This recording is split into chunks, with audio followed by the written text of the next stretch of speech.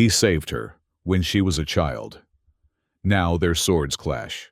In a Deathworld arena, reaches its shattering climax when Elias deliberately wounds Jalira, shocking the bloodthirsty crowd. In the arena's heart, he speaks her true name, confessing his years of searching. Jalira reveals her calculated hunt was a test of his true feelings. Together, they cast down their weapons, igniting an unstoppable gladiator uprising. The twin sons of Karis Prime cast their merciless glare over the vast arena, turning the red sand into a shimmering sea of blood. Elias adjusted his chest plate and flexed his fingers inside the thermal-resistant gloves. 20 years as a mercenary had taught him to control his breathing before a fight, but today, something felt different. The crowd's roar swelled beyond the thick walls of the preparation chamber. 50,000 spectators had paid fortunes to witness today's spectacle, and the betting pools had reached unprecedented heights. Elias had seen the odds. He wasn't favored to survive. He closed his eyes, and unbidden, the memory surfaced again. Silver hair catching firelight, crimson eyes wide with terror, small fingers clutching his armored forearm as he cut through the final security door of the slave compound.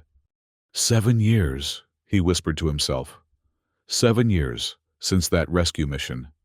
7 years wondering if she had survived after their ship was ambushed and boarded. 7 years of searching across 12 systems. The preparation chamber's door hissed open.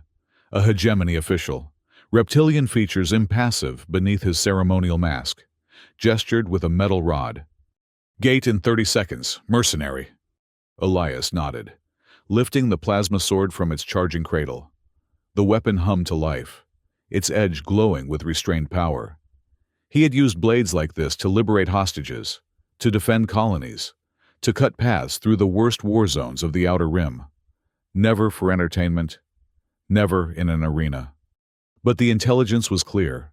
Somewhere in this complex, a fighter known only as Shadowblade might possess information about the lost children of the terrace compound, one of whom might be her, the girl with silver hair and crimson eyes, the child he had failed to protect completely. The corridor to the arena stretched before him, bathed in red warning lights. At its end, hydraulics engaged, and massive gears began to turn. The crowd's noise doubled in volume. "And now," boomed the announcer's voice, magnified to godlike proportions. "Entering the East Gate, fresh meat for our champion, the soldier of fortune, the man with no planet, Elias the mercenary." The gate rose, and Elias stepped into hell.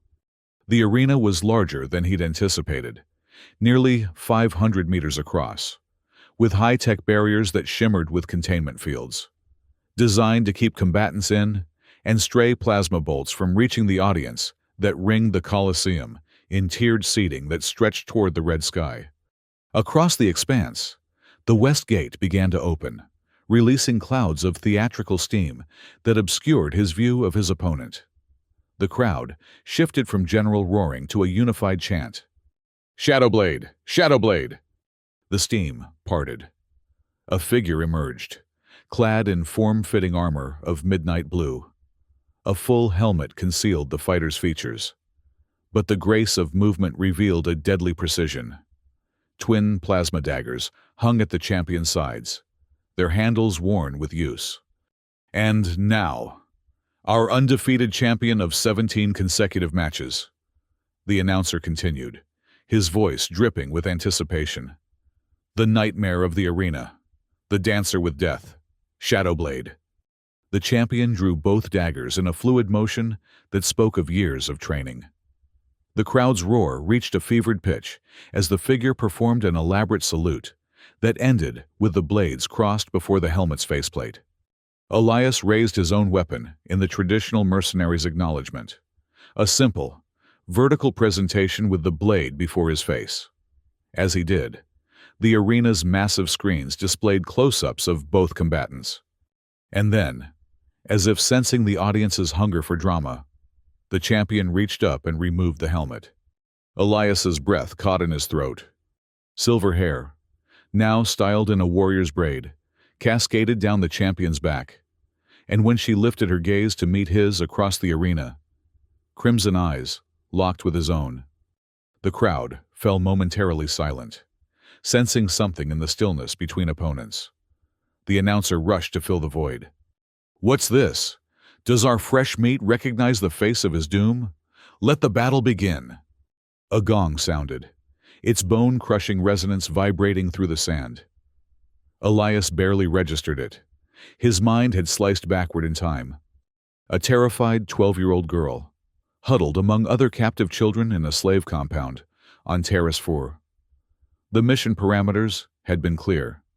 Extract the daughter of the Jaliran ambassador. But when Elias had found the holding cell, he'd found 20 children, and the ambassador's daughter, Jalira, had refused to leave without the others. "All of us," she had insisted, those crimson eyes fierce despite her fear. Or none. And so he had taken them all, fighting his way out through fire and explosions, through guards and automated defense systems. For 3 days aboard his ship, he had cared for them, earned their trust, promised them safety, until the hegemony cruiser had found them, disabled his ship with an ion blast, and boarded. In the chaos, the children had been scattered, some recaptured, some escaped in pods. Elias himself had been left for dead, floating in a damaged escape craft for days before rescue. Now, across a killing field, stood Jalira. No longer a child but a woman transformed by whatever hell she had endured after their separation. The crowd's impatience grew as seconds ticked by without movement from either fighter. Elias took one step forward, then another. Jalira, Shadowblade, mirrored his movements with predatory grace. "Jalira," he said, his voice lost in the arena's vastness. Whether she heard him or not, her response was swift and terrible. She crossed the distance between them with inhuman speed, daggers arcing toward his throat. Elias parried by instinct alone, his blade catching both of hers in a shower of energy that scattered across the sand. "Magnificent opening move from our champion," the announcer crowed. "Will the mercenary last even 5 minutes against such fury?" Elias disengaged, circling to his right. He analyzed her technique even as he defended against a flurry of strikes. Her style was a hybrid. The foundational forms taught in the Jaliran royal court, overlaid with the brutal efficiency of arena combat. Each thrust was calculated to end a life. Yet he sensed hesitation beneath the masterful technique. "I searched for you," he said during a momentary lock of their blades, faces close enough that she might hear him over the crowd.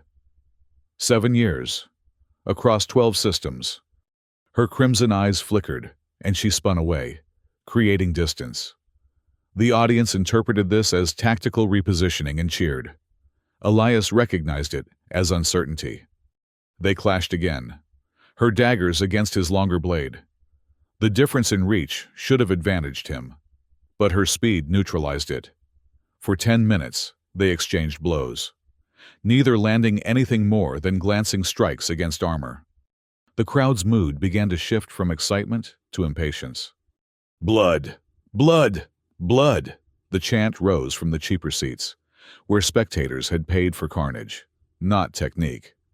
Jalira's next series of attacks became more aggressive, clearly playing to the audience. Elias found himself driven back toward the arena wall, defending more than attacking. A dagger slipped past his guard, scoring a line of fire across his ribs where the armor joined. First blood. The crowd roared its approval. Elias used the moment to counter, his blade sweeping low, forcing Jalira to leap back. As she did, he noticed a pattern in her footwork, a slight favoring of her left leg. An old injury, perhaps. The memory struck him with the force of a physical blow. During their escape from Terrace 4, Jalira had been hit by falling debris. He had carried her aboard his ship, treated the fracture himself. Had it never properly healed? Jalira pressed her advantage, clearly sensing his distraction.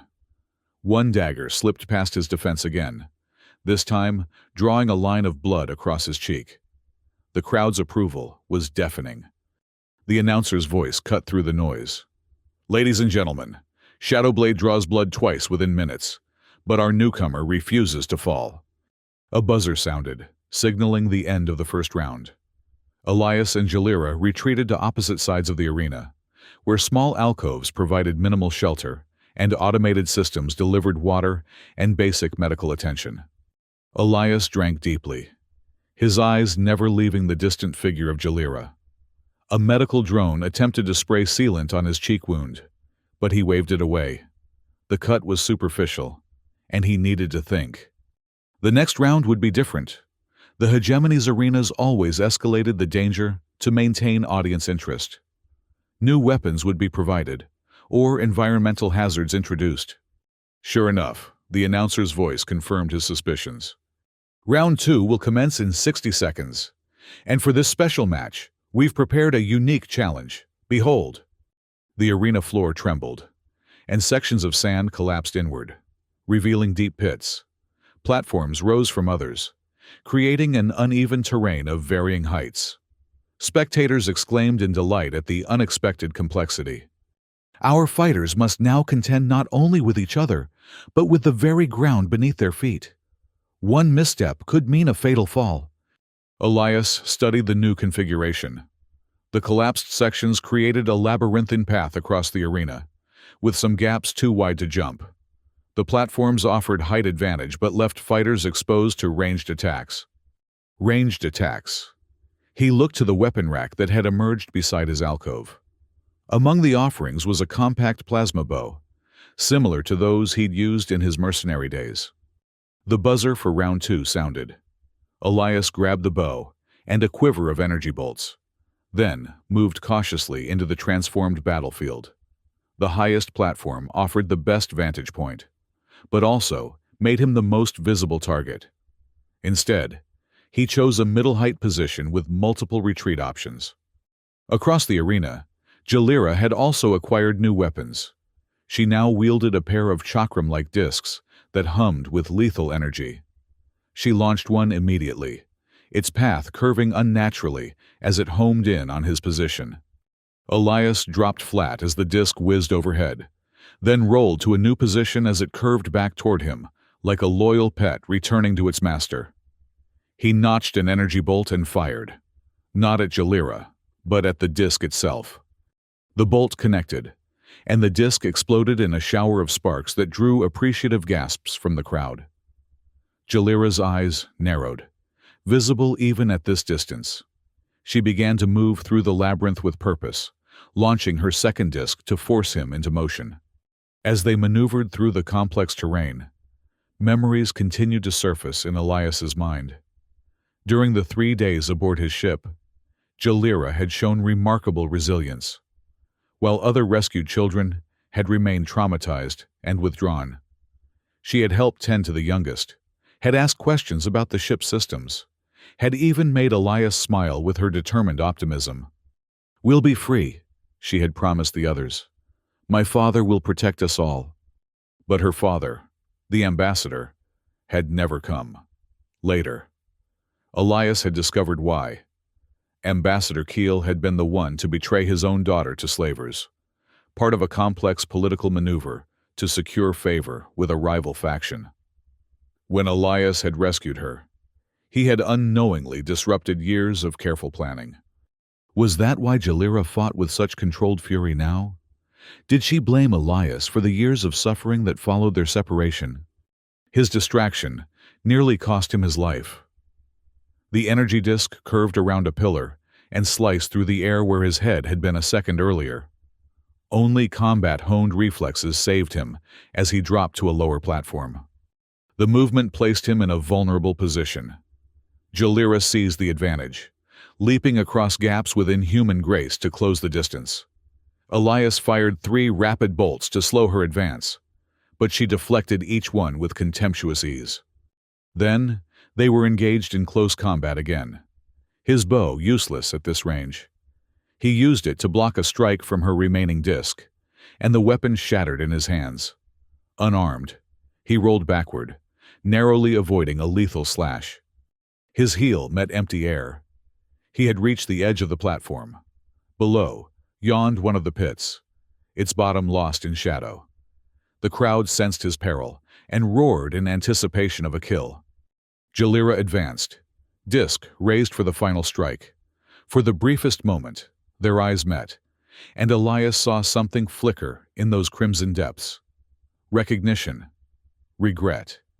"Finish him!" the announcer urged, voice thick with bloodlust. Jalira's arm tensed, ready to deliver the killing blow. "I never stopped looking for you," Elias said, his voice barely audible above the crowd. Her arm froze mid-motion. For 3 heartbeats. They remained locked in that tableau, Elias at the precipice, Jalira poised to end him. Then she lowered the disc, the gesture so subtle that only Elias could perceive the deliberate nature of her restraint. "Slip," she whispered, the word a command. Understanding instantly. Elias allowed himself to fall backward into the pit, as if losing his balance. The crowd's disappointed groan echoed above as he dropped into darkness. The pit wasn't as deep as it appeared. Elias landed in a crouch, the impact jarring but not injurious. The shadows concealed him from the audience's view, giving him precious moments to think. Jalira had spared him, but why? And what game was she playing now? Above, the announcer's voice boomed with manufactured excitement. "Our challenger has fallen, but the sensors indicate he still lives. Will Shadowblade pursue to finish the job, or will she allow the arena itself to claim her prey?" Elias scanned his surroundings. The pit walls were sheer and smooth, impossible to climb without equipment, but a narrow tunnel extended from one side, likely a maintenance access for arena staff to retrieve bodies or injured fighters. It might lead to another section of the battlefield. He had just started toward it when a figure dropped silently into the pit behind him. He whirled, ready to defend himself, but Jalira made no aggressive move. She had removed her helmet again, and her expression was unreadable in the dim light. "You should have stayed away, mercenary," she said, her voice a harsh whisper. "I couldn't," Elias replied simply. "Not until I found you." The crowd's noise seemed distant now, a dull roar above their private underworld. Jalira's crimson eyes gleamed in the darkness. "They're watching," she said, glancing upward. "There are sensors even here, visual and audio." Elias understood the warning. Whatever was said must maintain the illusion of combat for their audience. "Then finish what you started, Shadowblade," he said loudly, for the benefit of any listening devices. Then, in a whisper, "What happened after we were separated?" Jalira launched herself at him, blades flashing, but her strikes were calculated to miss by millimeters, creating the appearance of combat while allowing conversation. "Recaptured," she hissed between choreographed attacks. "Sold to the fighting pits of Chorus, trained, transformed. 7 years of blood and sand." Elias defended, matching her performance. "The others?" "Some escaped. Some died. A slash that parted air beside his ear. Some still serve." Their deadly dance led them down the maintenance tunnel, away from any potential observers in the pit above. The passage was narrow, forcing them to sheathe their weapons and proceed single file. Jalira took the lead, her movements cautious. "I've been hunting you for 3 years," she said, once they were deeper into the tunnel. "These matches, my reputation, all of it was bait." "For me?" Elias couldn't keep the surprise from his voice. She glanced back, and in the dim emergency lighting, her expression softened fractionally. "I needed to know." "Know what?" "If you abandoned us deliberately, if you were part of my father's plan." The accusation stung, but Elias understood its source. "I was left for dead, Jalira. When I recovered, I started searching immediately. Your father is a traitor," she finished. "I know that now, but for years, I believed his lies, that you had sold us out, that our rescue was staged to eliminate political opponents by targeting their children. The tunnel opened into a small chamber, clearly a maintenance hub for the arena's underground systems. Control panels lined the walls, their displays showing various sections of the battlefield above. On one screen, Elias could see arena staff searching the pit where they had disappeared, their confusion evident. "They'll realize soon that we've gone off script," Jalira said, studying the displays. "The hegemony doesn't tolerate deviations in their spectacles." "Then why risk this?" Elias asked. "Why not just kill me in the arena?" Jalira turned to face him fully. And for the first time, he saw the vulnerability beneath the hardened gladiator's exterior. "Because I needed to hear it from you, face to face, without the crowd, without the performance." Elias held her gaze. "I never betrayed you, Jalira. I've spent 7 years searching for any trace of the children I lost that day, especially you." Something in her posture shifted, a tension releasing that he hadn't even realized was there. "Tomorrow," she said, "we fight again, to the death, according to the schedule. No more preliminary rounds." "And will you kill me then?" he asked quietly. The ghost of a smile touched her lips. "That depends." "On what?" "On whether you can convince me that there's something worth living for beyond these walls." Before Elias could respond, an alarm blared through the chamber. On the screens, security personnel were mobilizing, converging on the maintenance sector. "They've found our escape route," Jalira said, her warrior's composure returning instantly. "We need to return to the arena before they reach us, or we'll both be executed for disrupting the games." She moved to a different tunnel entrance, this one sloping upward. "This leads back to the western quadrant. If we hurry, we can make it look like we simply continued our battle underground." Elias followed, questions burning in his mind but recognizing the urgency of their situation. As they hurried through the narrow passage, he asked the most pressing one. "Tomorrow's match, is there any way we both walk out alive?"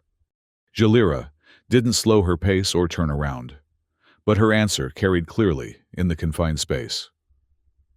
"In 17 matches, no one has walked out alive against me. But then, no one has ever been worth saving." They emerged into another pit, this one in a section of the arena far from where they had entered the tunnels. Distant shouts indicated that security forces were closing in on their position. "Make it convincing," Jalira whispered, then launched herself at Elias with a battle cry that echoed across the arena. Their weapons clashed with genuine force, neither holding back physically, while their eyes communicated a different story. They fought their way up from the pit, back into the view of the astonished crowd, who roared their approval at the unexpected reappearance of the combatants. "Unbelievable!" the announcer's voice boomed. "Our fighters have emerged from the depths, their battle uninterrupted. Such dedication to combat has not been seen in this arena for many seasons." Elias allowed Jalira to drive him back, her attacks flashy and crowd-pleasing, but designed to inflict minimal actual damage. He responded in kind, their deadly choreography telling one story to the audience while concealing another. The buzzer signaling the end of the second round came as a relief to both. They separated, returning to their respective alcoves, each aware that they were being watched more closely now after their underground disappearance. Elias drank water and allowed the medical drone to treat his superficial wounds, his mind racing. Tomorrow's final match would determine both their fates. Somehow, he needed to find a way to communicate with Jalira again before then, to form a plan that might allow them both to survive. As he contemplated their options, a shadow fell across his alcove. He looked up to see a massive figure blocking the light, one of the arena's other fighters, a hulking humanoid with steel implants protruding from blue-tinged skin. "Corin," the fighter introduced himself in a rumbling whisper, kneeling as if to examine Elias's weapons. "Shadowblade sent me. Listen carefully." Elias maintained a neutral expression, aware of the cameras undoubtedly focused on this interaction. "Tomorrow's match is being manipulated," Corin continued, his massive hands adjusting Elias's armor in a show of assisting a fellow fighter. The hegemony officials have ordered that both of you die in the arena, regardless of the outcome. They've detected your connection and deemed it dangerous. Both of us? Elias whispered back. How? Remote kill switches in your battle gear. If you don't tear each other apart sufficiently for the audience, they'll activate them for a dramatic double death. Corin's eyes, small in his large face, darted to the nearest security camera. But we have a plan. Many of us do. Us? The slaves. The fighters. Those who remember what you did on Terrasfer. Corin stood, having completed his pretense of equipment assistance. When the final match begins, watch for Zay at the east maintenance gate. She'll signal when it's time. Before Elias could ask any more questions, Corin lumbered away, rejoining the other fighters who were observing the matches from a restricted area. The buzzer for the final round of the day sounded. Elias rose, gathering his weapons, mind still processing Corin's warning. As he stepped back into the arena, he sought Jalira's gaze across the battlefield. Their eyes met briefly, and the slightest nod confirmed that she had orchestrated this communication. The arena floor had transformed again, this time into a series of concentric rings separated by channels of what appeared to be liquid fire, some form of ignited fuel that cast writhing shadows across the combatants. Platforms rose and fell unpredictably within this hellscape, creating an ever-changing battlefield. For our final round today, the announcer proclaimed, our fighters must contend with the rings of Infernus. Step beyond the boundaries, and flesh will melt from bone in seconds. Elias advanced cautiously across the outer ring, testing the stability of the footing. The heat from the flame channels was intense, even at a distance, making the air shimmer and distorting his vision. Across the deadly carousel, Jalira moved with practiced familiarity, clearly having faced this configuration before. She circled to her right, forcing Elias to track her movement while also watching for platform shifts beneath his feet. They met at the intersection of two rings, blades connecting with enough force to shower sparks across the sand. For the next 10 minutes, they battled across the shifting landscape, their combat a blend of genuine martial skill and subtle communication through pressure and positioning. During one blade lock, their faces close enough that the roaring crowd couldn't overhear, Elias whispered, Tomorrow, Corin told me, kill switches. Jalira's expression revealed nothing, but she applied additional pressure to their locked blades, forcing Elias back toward a flame channel. Trust me, she breathed, before disengaging and spinning away. The final minutes of the round became a true test of endurance and skill. The platform beneath Elias dropped suddenly, nearly pitching him into fire. He leapt to another surface just as it rose, the timing so precise that the crowd gasped collectively. Jalira pressed her advantage, her attacks coming faster, harder. Elias defended with increasingly desperate parries, genuinely taxed by the combination of heat, exhaustion, and constantly shifting terrain. A misstep. His foot slipped on sand near a flame edge, and Jalira's blade scored along his thigh, cutting through armor to flesh. Pain lanced through him, but he converted the stumble into a roll that carried him to the next platform. The final buzzer sounded just as Jalira closed for what appeared to be a killing strike. Her blade stopped a hair's breadth from his throat, their eyes locked in a moment of perfect understanding. Tomorrow, she whispered, before the roar of the crowd engulfed all other sound. The announcer's voice rose above the din. What a performance! Our challenger survives day one, but at what cost? Blood has been spilled, but not enough to satisfy. Tomorrow, these two warriors will meet in the final spectacle, a fight to the death with no rounds, no restrictions, and no mercy. Jalira withdrew her blade and stepped back, offering the traditional gladiator's salute to the audience. Elias struggled to his feet, leg burning with pain, and followed suit. As they were escorted from the arena through separate exits, he caught one last glimpse of her crimson eyes, filled with a promise he couldn't quite decipher. The holding cells beneath the arena were spare but functional. Elias's wound was treated by an automated medical unit, the gash sealed with synthetic skin and injected with painkillers that left his mind foggy. He lay on the narrow bunk, reviewing what he had learned. Jalira had spent years as a gladiator, rising to championship status specifically to lure him here. She had questioned his loyalty, believed him a traitor, a belief likely planted by her father, the true betrayer. And now, having found him, she had some plan in motion involving other fighters. But what? And could he trust her after 7 years of separation and obvious transformation? His troubled thoughts were interrupted by the soft hiss of his cell door. He tensed, reaching for a weapon that had been confiscated, but relaxed when he saw the diminutive figure that slipped inside. A female alien with iridescent skin and 4 arms stood before him, a finger raised to where her lips would be if her species possessed them. Instead, a pattern of breathing slits flickered with bioluminescence as she whispered, "I am Jalira sent me." Elias sat up carefully, mindful of his injured leg. "You're the signal at the East Gate tomorrow." Z's head tilted in acknowledgement. "I control environment systems. When the match begins, watch for the red to blue light sequence at the maintenance panel. That's when we move." "Move where and how? The arena is sealed during matches." "Not completely."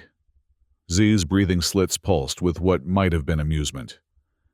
"The hegemony built this place with many secrets. Some they've forgotten. We haven't." She moved closer, lowering her voice further. 17 fights Jalira has won. 17 fighters supposedly killed. Would you like to meet them? Elias stared at her, comprehension dawning. "They're alive. Some died later from wounds or during escape attempts. But 13 survive. Hidden. Waiting." Z's large eyes blinked slowly.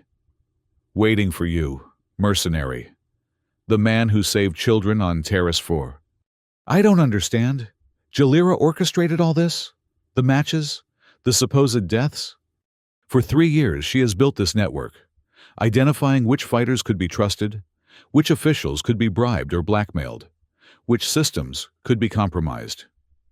Z's voice held unmistakable respect. Tomorrow was to be her own escape, win or lose against you. Now it will be something greater. "An uprising," Elias breathed, the pieces falling into place. Z's skin rippled with color, their version of a nod.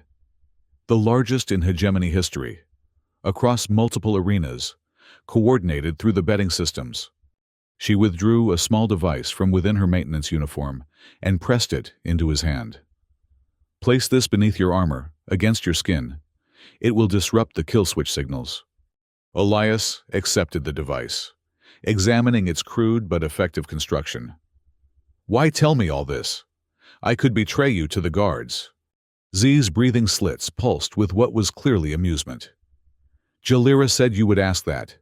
She also said to remind you of your promise on the ship. All of us, or none." The words struck Elias like a physical blow. He had indeed made that promise to the children when extracting them from Terrace 4. A promise he had failed to keep when they were separated. "Tell her I remember," he said quietly. "And I won't fail again." Z slipped back to the door, pausing to deliver a final message. "Tomorrow in the arena, make it convincing. The hegemony must believe in your genuine hatred for each other until the moment comes." Then she was gone, leaving Elias alone with his thoughts and a small device that represented hope. Sleep came fitfully, disturbed by memories and anticipation. When the guards came for him the next morning, Elias was already awake, the disruption device securely placed against his ribs beneath his repaired armor. The preparation ritual repeated, but with greater ceremony. This was, after all, a death match, the culmination of the games that would satisfy the bloodlust of the massive crowd already filling the arena above. Weapons were presented, blessed by hegemony officials in a mockery of ancient combat traditions. Elias was offered stimulants and pain blockers, which he accepted to clear his mind and strengthen his injured leg. As he was led toward the arena gates, he caught sight of Jalira being escorted along a parallel corridor. Their eyes met briefly through the security field separating the passages. No words were necessary. The connection between them had been rekindled despite the years and circumstances. The East Gate loomed before him, its massive structure humming with power. To his right, partially concealed in an alcove, stood the small figure of Za, her maintenance uniform allowing her unremarkable presence near the control panels. She gave no acknowledgement, but Elias noted the location of the status lights she had mentioned. "Citizens of the hegemony," the announcer's voice echoed throughout the complex. "Today, we witness the ultimate test of combat skill and will. 2 warriors enter the arena, but only one may leave." The gates began to rise, revealing the transformed battlefield. Today's configuration was stark in its simplicity. A flat expanse of sand with no obstacles or hazards. Pure combat with nowhere to hide. From the East Gate, the challenger who has defied expectations and survived to face our champion, the mercenary with no allegiance, Elias. Elias stepped forward, the familiar weight of the plasma sword in his hand. The crowd's reaction was mixed, some cheering for the underdog, others booing the man who threatened their champion's reign. And from the West Gate, undefeated in 17 death matches, the sovereign of slaughter, the emperor of execution, Shadowblade. Jalira emerged, her armor gleaming beneath the twin suns. Today, she wore no helmet, her silver hair braided tightly against her scalp, her crimson eyes visible to all. The crowd erupted in adoration, chanting her arena name with religious fervor. They approached the center of the arena, stopping 10 paces apart. A hegemony official stepped between them, his amplified voice carrying the formal pronouncement. "This combat is to the death. There are no rounds, no boundaries, and no surrender. Fight with honor for the glory of the hegemony." The official retreated, and a massive hologram appeared above the arena, displaying a countdown from 10. The crowd joined in, their unified voice of physical pressure against Elias's ears. 10, 9, 8. Elias met Jalira's gaze across the sand. Her expression was fierce, focused, every inch the champion gladiator. But in her eyes, he saw the girl he had rescued, determined, resilient, and far too young to have endured such hardship. 7, 6, 5. He glanced toward the east maintenance gate. The status light still glowed red. Not yet. 4, 3. Jalira's stance shifted subtly, her weight balanced perfectly for explosive movement. 2, 1. The arena horn blared, and they lunged toward each other, weapons raised. Their first clash sent energy cascading across the sand, the impact jarring Elias's wounded leg. He grimaced, but pressed forward, matching Jalira's aggressive tempo. For the audience, it was a spectacular display of combat skill. 2 master fighters giving everything to the battle. Blades carved molten furrows through the air. Parries created showers of energy that dissipated against the containment fields. And each fighter demonstrated techniques that drew gasps of appreciation from even the most jaded spectators. But beneath this deadly dance lay purpose and timing. Elias watched for Z's signal, while maintaining the illusion of all-out combat. Jalira drove him back, then allowed him to recover, creating a pendulum of advantage that kept the audience engaged. Minutes stretched into a quarter hour. Sweat soaked through Elias's underarmor, and his leg wound began to throb as the pain blockers diminished. Across from him, Jalira showed similar signs of fatigue, her breath coming in controlled but labored cycles. Then, from the corner of his eye, Elias saw the maintenance panel lights shift from red to blue, the signal. He immediately changed tactics, driving Jalira back with a series of powerful overhead strikes. She responded as expected, retreating toward the west section of the arena, where, according to the plan, something would happen. What exactly? He didn't know until the ground trembled beneath them. A section of the arena floor between two support pillars abruptly descended, creating a rectangular pit perhaps 10 meters long. Unlike yesterday's pits, this one exposed what was clearly a service corridor, large enough for maintenance vehicles, its entrance now open to the fighters. The crowd's confusion manifested as a collective murmur that quickly shifted to outrage as they realized something unplanned was occurring. Security alarms began to wail throughout the complex. "Sabotage!" The announcer's voice cracked with panic. "Security teams to the arena floor immediately!" Jalira seized the moment of distraction. Instead of continuing their combat, she stepped back and raised her voice to be heard across the arena. "People of the hegemony, you have been deceived." Her words, amplified by some hidden technology, silenced the crowd momentarily. Elias understood that this was part of her plan and held his position, weapon ready, but not threatening. "For 3 years, I have fought in this arena," Jalira continued. "For 3 years, I have supposedly killed 17 opponents, but they live." As if summoned by her words, figures began to emerge from the exposed service corridor, the supposedly dead gladiators, led by Corin's massive blue form. The crowd's shock was palpable. "The hegemony builds its power on lies, on slavery, on the blood of those deemed expendable." Jalira's voice rang with years of suppressed fury. "Today, that ends." Security forces began pouring through gates around the arena's perimeter, weapons drawn. Elias moved to Jalira's side, their backs together as they faced the approaching threat. "This wasn't exactly what I expected," he muttered. He felt her short laugh through the contact of their armor. "Improvisation has always been my strength." The freed gladiators formed a defensive circle, weapons ready.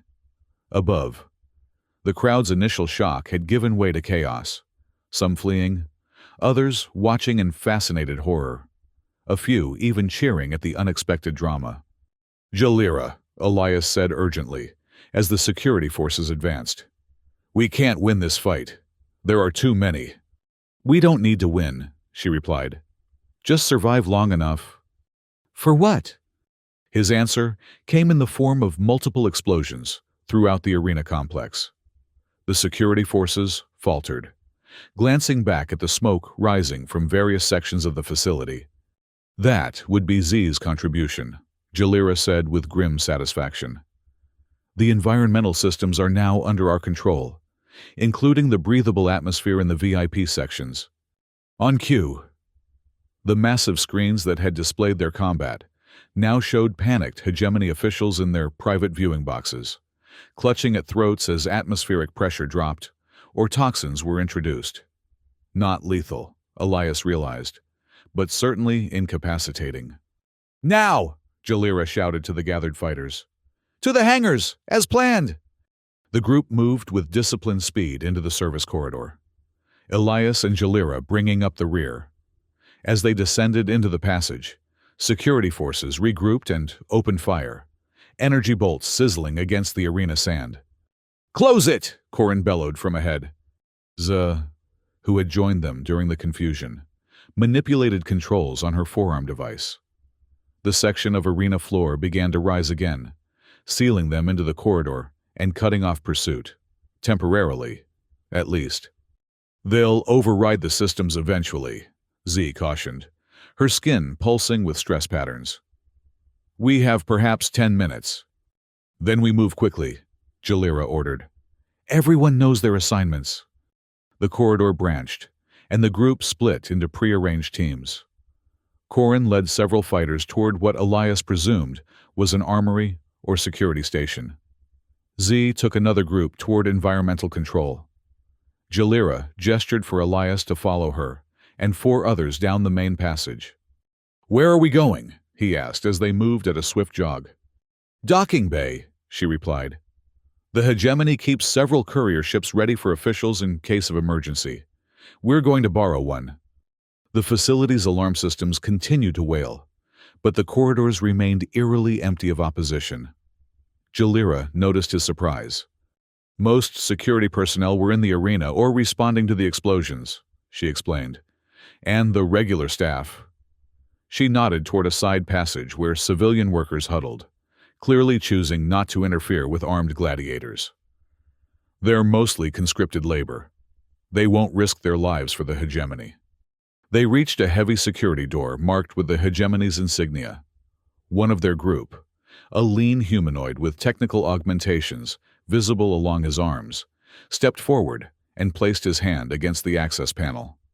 Vorin was a security programmer before his arrest, Jalira explained, as the man's augmentations interfaced with the door systems.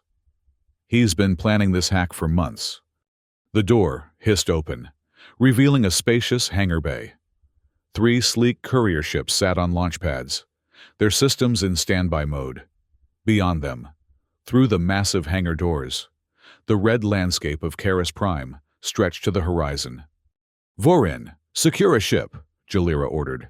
The rest of you, defensive positions. As the fighters moved to comply, Elias touched Jalira's arm, turning her to face him. This is more than an escape, he said, understanding dawning. This is the beginning of a rebellion. Her crimson eyes held his, unblinking. It was always going to be both. For 7 years, I survived by focusing on 2 goals, finding you and destroying the system that tore us apart. Finding me for revenge, he said. At least initially. A small smile touched her lips. Yes, until I learned the truth about my father, about what really happened that day. Her expression hardened. The hegemony has ruled through fear and spectacle for too long. Today, we show the 12 systems that their power can be broken. A distant explosion rocked the facility, and dust sifted from the hangar ceiling. Vorin called from the nearest ship. Systems online! We have clearance codes! That's our cue, Jalira said, but Elias held her back. The others, Core and Z, the rest of the fighters? Secondary extraction points, she assured him. If all goes as planned, ships will be launching from 5 different hangars within minutes. Another explosion, closer this time. The hangar door trembled. They're trying to lock down the facility, Jalira said, urgency in her voice. We need to move now. They sprinted for the courier ship, its boarding ramp already lowered. The other fighters followed, maintaining a defensive perimeter until the last moment. As they rushed aboard, the hangar's internal security doors began to close, an automated response to the facility lockdown. Vorin, override, Jalira commanded, strapping herself into the pilot's seat with practiced efficiency. Elias took the co-pilot position, hands moving over unfamiliar controls to assist as best he could. The ship's engines ignited, lifting them a meter off the hangar floor just as security forces breached the inner door. Energy weapons fire scattered against the courier's shields. Hang on, Jalira warned, and pushed the throttle forward. The courier ship shot toward the narrowing gap of the hangar doors, its shields scraping against the edges with a scream of protesting metal. For a heart-stopping moment, Elias thought they wouldn't make it. Then, they were through, bursting into the open sky of Karis Prime. Behind them, anti-aircraft emplacements on the arena complex began to track their position. Ahead, the atmosphere thinned rapidly into the blackness of space. They'll have patrol ships, Elias warned, checking the sensors. Probably already launching. Jalira's hands danced across the controls, her focus absolute. That's why we're not taking a direct route. She banked the ship hard, heading not upward toward space but laterally, skimming the planet's surface toward a range of jagged mountains visible on the horizon. The spires, she explained, as the ship accelerated. A natural labyrinth of canyons and caves. Perfect for losing pursuit. The courier ship's superior speed gave them an initial advantage, but the sensors soon detected 3 patrol vessels launching from the arena complex. Larger, better armed, but less maneuverable. Can you handle weapons? Jalira asked. not taking her eyes from the rapidly approaching mountains. Elias examined the targeting system briefly. Similar enough to systems I've used before. Good. We may need to discourage our followers. The ship plunged into the mountain range, weaving between towering spires of red-black rock. Jalira flew with breathtaking precision, threading passages that seemed barely wider than their wingspan. Behind them, the patrol ships spread out, attempting to block multiple escape routes. "They're trying to hurt us," Elias observed, watching the tactical display. "Force us north toward the open plains where they'd have the advantage." Jalira nodded, a grim smile playing across her lips. "Exactly as expected. Vorin, the package." The technician produced a small device from within his gladiator armor. "Ready when you are." "What is that?" Elias asked. "Insurance," Jalira replied cryptically. "Vorin now." The technician activated the device, which emitted a brief pulse of energy. Immediately, the ship's communication system crackled to life, broadcasting on all frequencies. "Repeat, this is Captain Thranis of the Hegemony Security Force. All vessels in the Karis sector, be advised. Rebellion has broken out at Arena Complex Alpha. Multiple insurgent ships escaping. Lethal force authorized." Elias looked at Jalira in confusion. "You're broadcasting their communications?" "Better," she said with satisfaction. "We're broadcasting on their secure channels, using codes Vorin extracted months ago. To every hegemony vessel in the system, it appears that multiple rebellions have erupted simultaneously across Karis Prime." Understanding dawned, creating confusion and dividing their response. "Exactly. And more importantly," she gestured toward the tactical display, where numerous new signatures had appeared, moving away from the planet in all directions, forcing them to chase shadows while our real allies escape. The patrol ships behind them suddenly broke off pursuit, responding to phantom threats created by the false communications. Jalira seized the opportunity, diving the courier ship into a particularly narrow canyon, then cutting power briefly to drop into a cave system large enough to conceal them. "Temporary reprieve," she cautioned, as the ship settled on a rocky ledge inside the massive cavern. "They'll sort out the confusion eventually." For the first time since their escape began, a moment of relative calm descended. The other fighters moved to secure the ship and assess supplies, leaving Elias and Jalira alone in the cockpit. "You've been planning this for years," Elias said, studying her profile as she monitored the sensors. "Not just your escape, all of it." She nodded, not looking up. "At first, it was just survival, then revenge. But the more I learned about the Hegemony's operations, the more I realized a single escape wouldn't be enough." Her crimson eyes finally met his. "They would just replace us with more slaves, more fighters. The system had to be damaged beyond easy repair." "And the other children from Terrace 4? Did any survive besides you?" Pain flickered across her features. "3 that I know of. 2 are still in hegemony control. The third," she hesitated. "The third became like me, a gladiator in another arena, part of today's coordination." Hope surged in Elias's chest. "Then there are others out there, others we can save." "If we survive the next 24 hours, Jalira cautioned. "We're not free yet." As if to emphasize her point, the ship's sensors detected increased activity above the cave system. Patrol ships, now coordinated, beginning a systematic search. "We need to move," Vorin said from the doorway. "The longer we stay in one place, the more likely they'll find us." Jalira nodded and began powering up the ship's systems, keeping emissions to a minimum. "Prepare for high-G maneuvers. Our next window will be brief, and we'll need to make atmospheric escape velocity before they can respond." The fighters secured themselves in acceleration couches as Jalira guided the ship back through the cave entrance. Above, patrol ships continued their search pattern, but a gap had formed in their coverage to the east. "There," Elias pointed. "If we hug the surface until the last moment, then make a vertical climb through that gap, We'd have perhaps 30 seconds before they could adjust intercept trajectories. Jalira finished, already adjusting their course. It'll be close. The courier ship slipped from the cave, keeping low to the canyon floor. Jalira pushed the engines to maximum thrust, accelerating at a rate that pressed everyone hard against their seats. The gap in the patrol coverage approached rapidly. "Ready for vertical climb," she announced. "Inertial dampeners at maximum." The ship pulled up sharply, its nose pointing almost directly upward as it shot toward space. Warning alarms blared as structural integrity was stressed to its limits. On the tactical display, patrol ships began to converge on their position. But too late. The courier had already broken free of the atmosphere. "Plotting jump coordinates," Vorin called from the navigation station. "System calculations in progress." One of the patrol ships managed to achieve a firing solution, and energy beams lanced past their port side. Elias activated the defensive systems, returning fire with precision strikes that forced the pursuer to break off.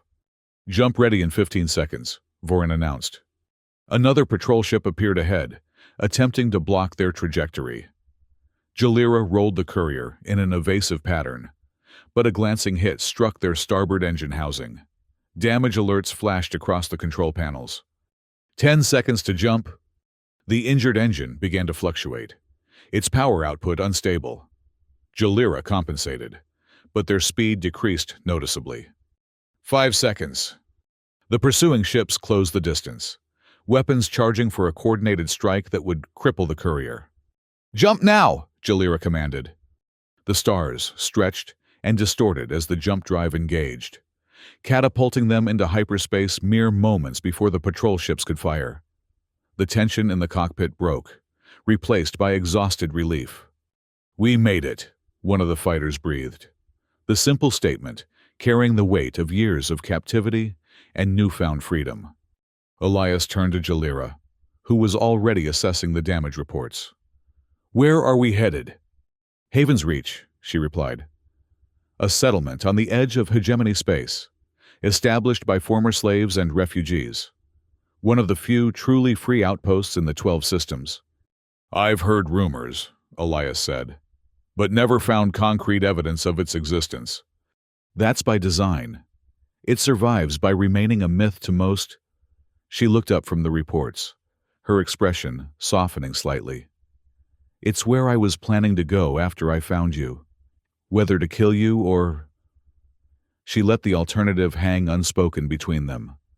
The ship shuddered slightly as the damaged engine continued to deteriorate. Vorin approached, his expression concerned. "The starboard drive won't last through the complete jump sequence. We'll need to drop out early and make repairs." Jalira nodded. "Identify a suitable location, preferably uninhabited and off standard routes." As Vorin returned to the navigation console, Elias moved closer to Jalira, lowering his voice. "You still haven't told me how you learned the truth. About your father. About what happened after we were separated." Her hands stilled on the controls, and for a moment, she seemed to retreat into memory. 3 years ago, I was fighting in the chorus pits, smaller arenas, less formal than the hegemony championship circuits. A new official arrived to oversee the games. Her voice hardened. "My father, my—" "Ambassador Keel came to chorus?" She nodded. "Not knowing I was there. I had been fighting under different names, moving through the system. When I saw him, I nearly revealed myself immediately, but something held me back." "Instinct," Elias suggested. "The same instinct that kept you alive all those years." "Perhaps. I arranged to overhear his private communications. Learned he was still involved in the same political manipulations, still sacrificing others for power." Her crimson eyes flashed with old anger. "I heard him speak of the Terrace 4 incident. Heard him laugh about how perfectly it had served his purposes. How the mercenary, you, had been the perfect scapegoat. What did you do?" A cold smile touched her lips. "I arranged a private audience. Revealed myself. Watched him try to backpedal, to claim he'd been searching for me. that he'd been deceived as well. The smile faded. Then, I showed him exactly what I had become in the fighting pits. Elias didn't need to ask if Ambassador Keel had survived the encounter. The answer was written in the implacable set of Jalira's jaw. After that, I began to search for the truth about what happened to you, to the other children. I worked my way up through the arena circuits, gained access to restricted records, built a network of allies among the gladiators and slaves. Her expression softened fractionally. The more I learned, the more I realized you might have been a victim as well. I had to know for certain. So you set yourself up as championship bait, Elias concluded. Knowing I was still searching for the lost children of Terrisfur. She nodded. And now here we are, both damaged, both changed, but alive. The ship shuddered more violently, and warning alarms intensified. Vorin called from navigation. We need to drop out of hyperspace now. Engine failure imminent. Jalira returned her attention to the controls, initiating the sequence to return them to normal space. The stars reappeared, no longer stretched by faster-than-light travel, revealing a small, unremarkable system with a single habitable planet. Temporary haven, Vorin reported. Uninhabited according to records, breathable atmosphere, minimal hegemony presence in this sector. Take us in, Jalira ordered. Find somewhere sheltered for repairs. The damaged engine continued to deteriorate as they entered the planet's atmosphere. Smoke began to fill the cockpit, and fire suppression systems activated automatically. Jalira fought to maintain control as the ship's descent steepened. Brace for hard landing, she warned, her voice steady despite the crisis. The courier ship broke through cloud cover, revealing a landscape of green hills and forest below, a stark contrast to the red desolation of Karis Prime. Jalira aimed for a clearing near a small lake, but the failing engine made precise navigation increasingly difficult. They hit hard, the ship's landing gear collapsing under the impact. Metal screamed as they skidded across the ground, leaving a deep furrow of torn earth behind them. Emergency systems deployed, filling the cabin with shock-absorbing foam that protected the occupants from the worst of the crash. When the ship finally came to rest, silence fell, broken only by the hiss of ruptured hydraulics and the soft ping of cooling metal. Elias extracted himself from the protective foam, checking for injuries. Finding none serious, he turned to Jalira. She was already freeing herself, her movements efficient despite a bleeding gash across her forehead. Their eyes met in the smoke-filled cabin, and a silent understanding passed between them. They had survived worse than this. "Everyone out!" Jalira commanded. "Secure the perimeter. Vorin, assess the damage." The gladiators emerged from the wrecked ship into the clearing, weapons ready but finding no immediate threats. The planet seemed peaceful, almost idyllic. Birds called from nearby trees, and a gentle breeze carried the scent of unfamiliar flowers. "Could be worse," Elias observed, surveying their surroundings. "At least we can breathe." Jalira nodded, wiping blood from her face with a scrap of cloth. "We've bought time, but that's all. The ship transmitted our position automatically when we dropped from hyperspace. Standard hegemony protocol. They'll send investigation teams eventually. How long do we have?" "Days. Perhaps. This sector is remote. Low priority." She gazed toward the horizon, where twin moons were visible in the afternoon sky. "Long enough to make repairs, if possible. If not, we find another way," Elias finished. "We always do." A ghost of a smile touched her lips. "You always were optimistic." "Realistic," he corrected. "We've both survived impossible odds before." They established a camp near the downed ship, utilizing emergency supplies and materials salvaged from the wreckage. Vorin's assessment of the damage was grim, but not hopeless. With time and ingenuity, the courier could be made spaceworthy again, though not capable of another hyperspace jump. As night fell, the fighters gathered around a small fire, the first taste of freedom evident in their relaxed postures and quiet conversations. They shared stories of their lives before captivity, of the worlds they had called home, of the people they hoped might still be waiting for them. Elias found Jalira sitting apart from the others, on a fallen log at the edge of the clearing. The moons cast silver light across her features, reminding him of the young girl she had once been. He sat beside her, offering a container of the ship's emergency rations. "You should eat," he said.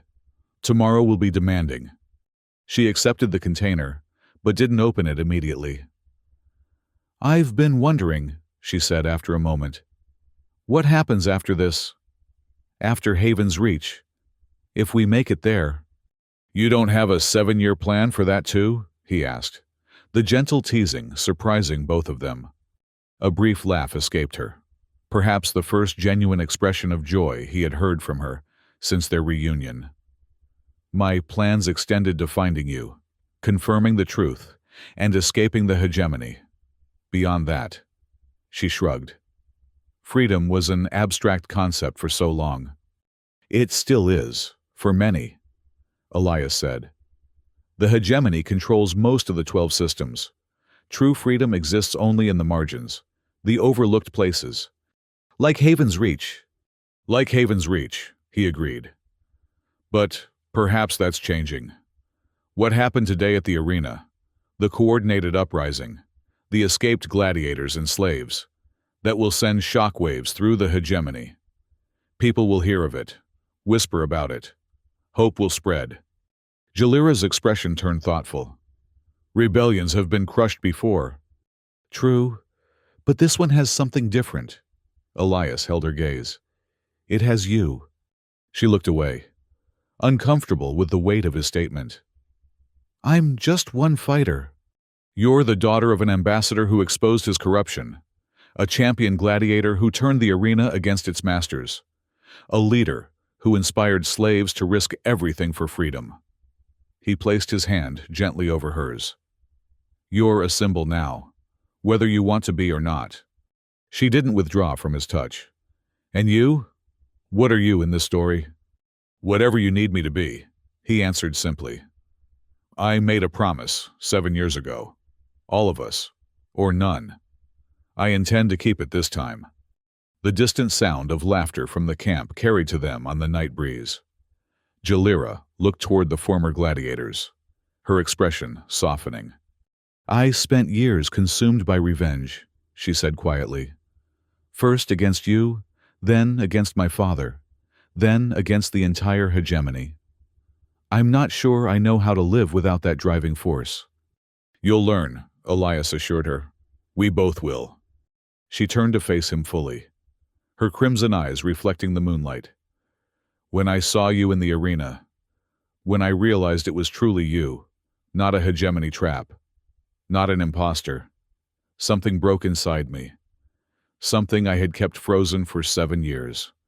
Elias waited, giving her the space to find words for feelings long suppressed. "I had rehearsed that moment countless times," she continued. "Planned exactly what I would say, what I would do when I finally found the man who had both saved and lost me. But when it actually happened," she shook her head in wonder, "all I could think was, he's alive. He's really alive." "And all I could think," Elias responded, "was that I had finally found you, that somehow, against all odds, you had survived, that I hadn't failed completely."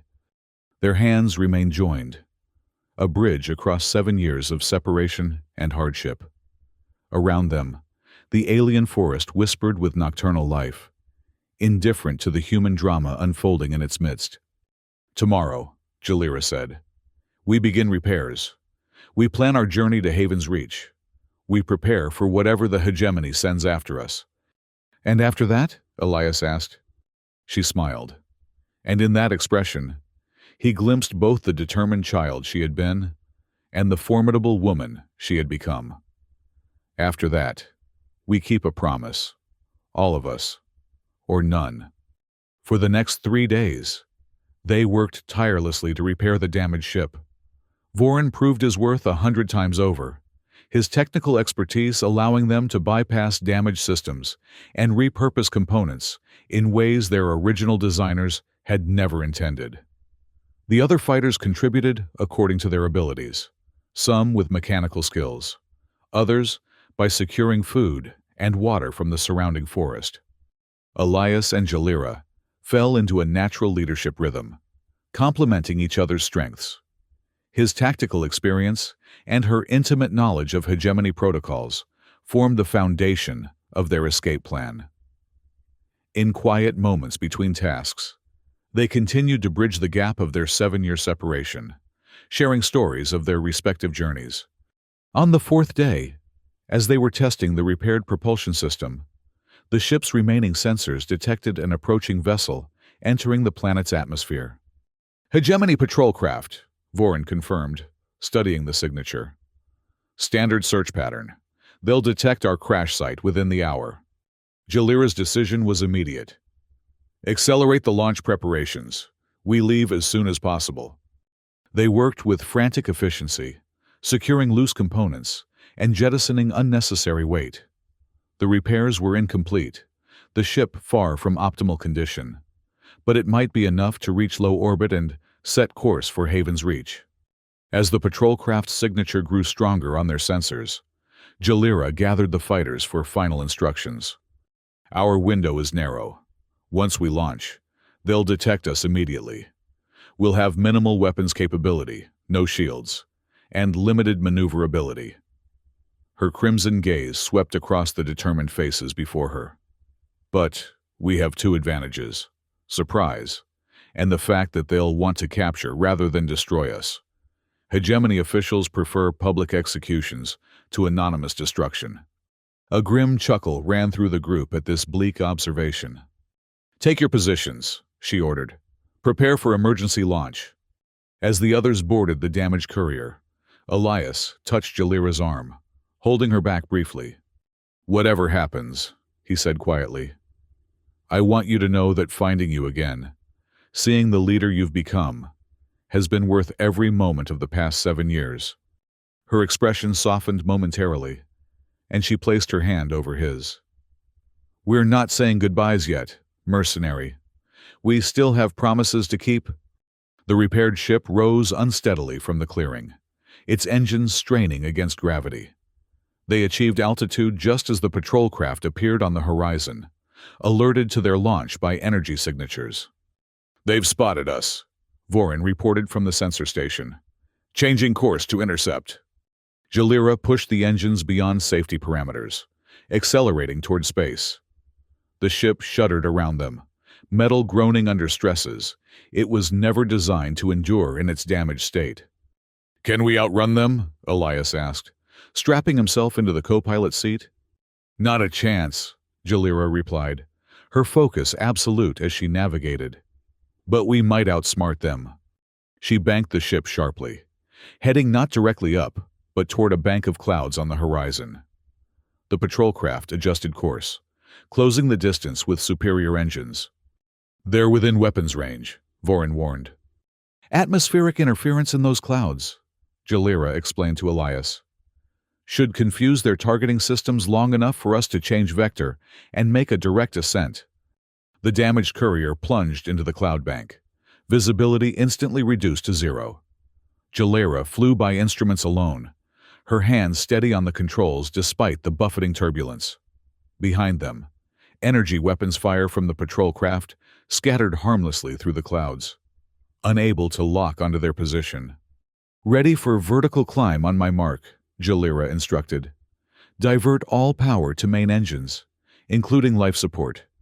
We can breathe vacuum for the few minutes it will take. The fighters secured breathing masks as Vorin rerouted power systems. Elias watched Jalira's unwavering concentration, her complete command of their desperate situation, filling him with both admiration and hope. Mark, she commanded. The ship rocketed upward, bursting from the cloud cover in a direct line toward space. The sudden maneuver caught the patrol craft unprepared, its trajectory continuing through the clouds as they climbed away at maximum acceleration. Warning alarms blared throughout the cockpit as systems overloaded and failed. The hull temperature rose dangerously as they pushed through the upper atmosphere, the damaged thermal shielding barely containing the heat. "Patrol craft has adjusted course," Vorin reported, pursuing and closing.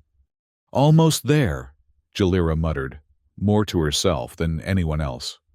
The blackness of space beckoned above them, so close yet still beyond reach. A glancing hit from the patrol craft's weapons struck their port side, sending the ship into a spin. Jalira fought the controls, stabilizing their ascent through sheer will and skill. "One more push," she grunted, diverting emergency power reserves to the straining engines. With a final surge, they broke free of the planet's atmosphere into the cold embrace of space. The patrol craft followed, still closing the distance, but now they had room to maneuver. "Setting course for Haven's Reach," Jalira announced, programming the navigation system. "Maximum sustainable speed." The patrol craft fired again, this time scoring a direct hit on their already damaged engine housing. Systems failed across the ship, and their acceleration faltered. "We can't outrun them," Elias stated the obvious. "Not anymore." Jalira's expression remained determined. "We don't need to outrun them. Just keep them busy for 3 more minutes." Before Elias could ask what she meant, the ship's communication system activated on all frequencies. A message transmitted outward, too quickly for him to catch its content. "What was that?" he asked. A fierce smile crossed Jalira's face. "Insurance policy, set up before we ever entered the arena." On the tactical display, new signatures appeared at the edge of the system, ships emerging from hyperspace. 3, then 5, then a dozen. "Friends of yours?" Elias asked, hope rising in his chest. "Allies," Jalira corrected. "Former gladiators, escaped slaves, sympathizers we've recruited over the years, all waiting for a signal that the uprising had begun." The patrol craft hesitated, clearly detecting the new arrivals. Its weapons powered down as it assessed the changing situation. The largest of the arriving ships hailed them, the communication patching through their damaged systems. "Shadowblade. This is Captain Trex of the Freedom vessel Liberated Dawn. Received your emergency signal. Looks like you could use an escort to Haven's Reach." Jalira's smile widened as she responded. "Captain Trex, your timing is impeccable. We have 13 former arena fighters aboard, including myself and Elias Markham." "The mercenary from Terrace 4? Trex sounded impressed. "The stories were true. Then, stand by for protective formation and tractor assistance." The patrol craft, now outnumbered and outgunned, began a tactical retreat. 3 of the rebel vessels broke formation to ensure it departed the system completely. As the Liberated Dawn approached, its massive form dwarfing their damaged courier, Elias turned to Jalira with newfound respect. "You never mentioned this particular contingency plan." She shrugged, finally allowing herself to relax slightly. "A leader always keeps a few secrets, even from allies. Insurance against failure." "And what other secrets are you keeping?" he asked, half serious. Her crimson eyes met his, a spark of something beyond determination or duty flickering in their depths. "Perhaps a few worth discovering, if we survive long enough." The journey to Haven's Reach took 3 days, their damaged ship secured in the Liberated Dawn's auxiliary bay. During this time, news reached them of the aftermath of the arena uprising. Similar rebellions had indeed occurred at 4 other hegemony gladiatorial facilities, resulting in hundreds of escaped slaves and fighters. The hegemony's official response was predictably harsh: increased security, public executions of captured rebels, bounties posted for the leaders. Jalira's name topped the list, with Elias's just below. "We've made powerful enemies," he observed as they reviewed the intelligence reports in the Liberated Dawn's briefing room. "We already had powerful enemies," she countered. "Now, they're just openly acknowledging us as threats." Captain Trex, a grizzled veteran of previous rebellions against the hegemony, joined their discussion. "Haven's Reach has remained hidden for decades precisely because the hegemony refuses to acknowledge its existence. To do so would admit that their control is not absolute. But they'll be looking harder now, Elias pointed out. Let them look, Trex said with a dismissive gesture. The Reach exists in the blind spots of their surveillance, in the margins of their maps. And now, with the influx of new rebels and the spread of your story, similar havens will emerge across the 12 systems. Jalira considered this. Not just physical havens. The idea itself, that the hegemony can be defied, that their games can be turned against them, that spreads faster than any ship can travel. Exactly, Trex agreed. Which is why your arrival at the Reach is so significant. You're not just refugees, you're symbols now, living proof that the undefeatable can be defeated. Elias watched Jalira absorb this responsibility, seeing how she straightened, almost imperceptibly, her natural leadership asserting itself. She had come so far from the terrified child he had rescued on Terrace 4, yet that same core of determination remained, now tempered by experience and hardship, into something formidable. The first glimpse of Haven's Reach came as the liberated Dawn entered a dense asteroid field at the edge of charted space. What appeared initially as natural formations revealed themselves, upon closer approach, to be carefully disguised structures, habitats built into and around the larger asteroids, connected by transparent tubes and small transport vessels. Population approximately 20,000, Trex explained as they observed from the ship's viewing deck.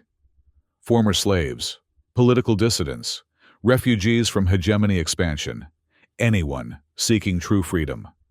Jalira pressed her hand against the transparent barrier, her eyes taking in the remarkable achievement.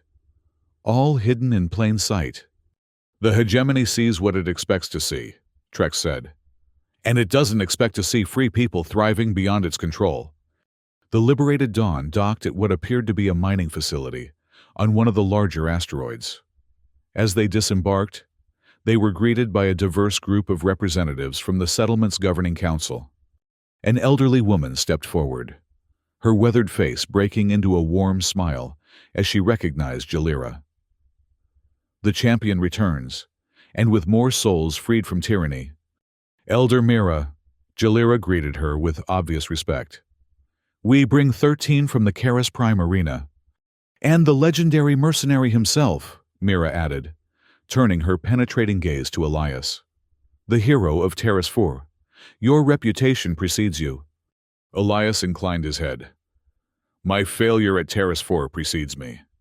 I lost most of those children. Yet you never stopped searching, Mira observed. And now you've helped deliver a blow to the hegemony that will echo across the 12 systems. She gestured broadly, to include all the former gladiators. Come, rest, heal. Tomorrow, we will speak of what comes next. They were led through tunnels carved into the asteroid, surprisingly spacious and well lit. The settlement had the organized chaos of any frontier community, makeshift expansions alongside carefully planned infrastructure. The necessities of survival, blending with touches of beauty and culture reclaimed from diverse homeworlds. Temporary quarters were assigned, with promises of more permanent arrangements for those who chose to stay. The escaped fighters dispersed, many overcome with the simple reality of making choices for themselves for the first time in years. Elias found himself sharing a small but comfortable living space with Jalira, an arrangement that seemed natural to their hosts, who had clearly been briefed on their reconnection.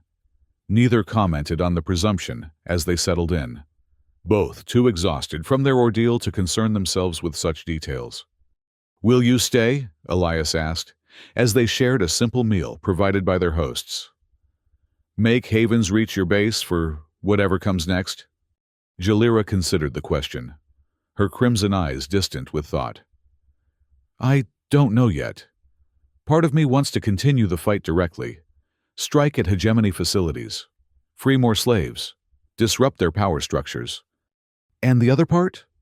A vulnerability crossed her features, quickly masked but not before Elias caught it. The other part wants what everyone here seeks. A life beyond survival, beyond fighting. She met his gaze directly. What about you? Will you return to mercenary work? Elias shook his head. That life seems insufficient now. I became a mercenary to make a difference in a broken system, taking jobs that helped those who couldn't help themselves. But after Terrace 4, after searching for so long, after finding you, he trailed off, searching for words. After seeing what's possible when people unite against oppression, Jalira finished for him. Exactly. He smiled, the expression softening the hard lines of his battle-worn face. Whatever comes next, I want it to matter. The way this matters. They slept deeply that night.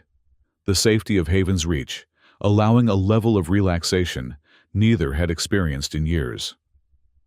When morning came, artificially generated by the habitat's lighting systems, they were summoned to meet with the settlement's leadership council.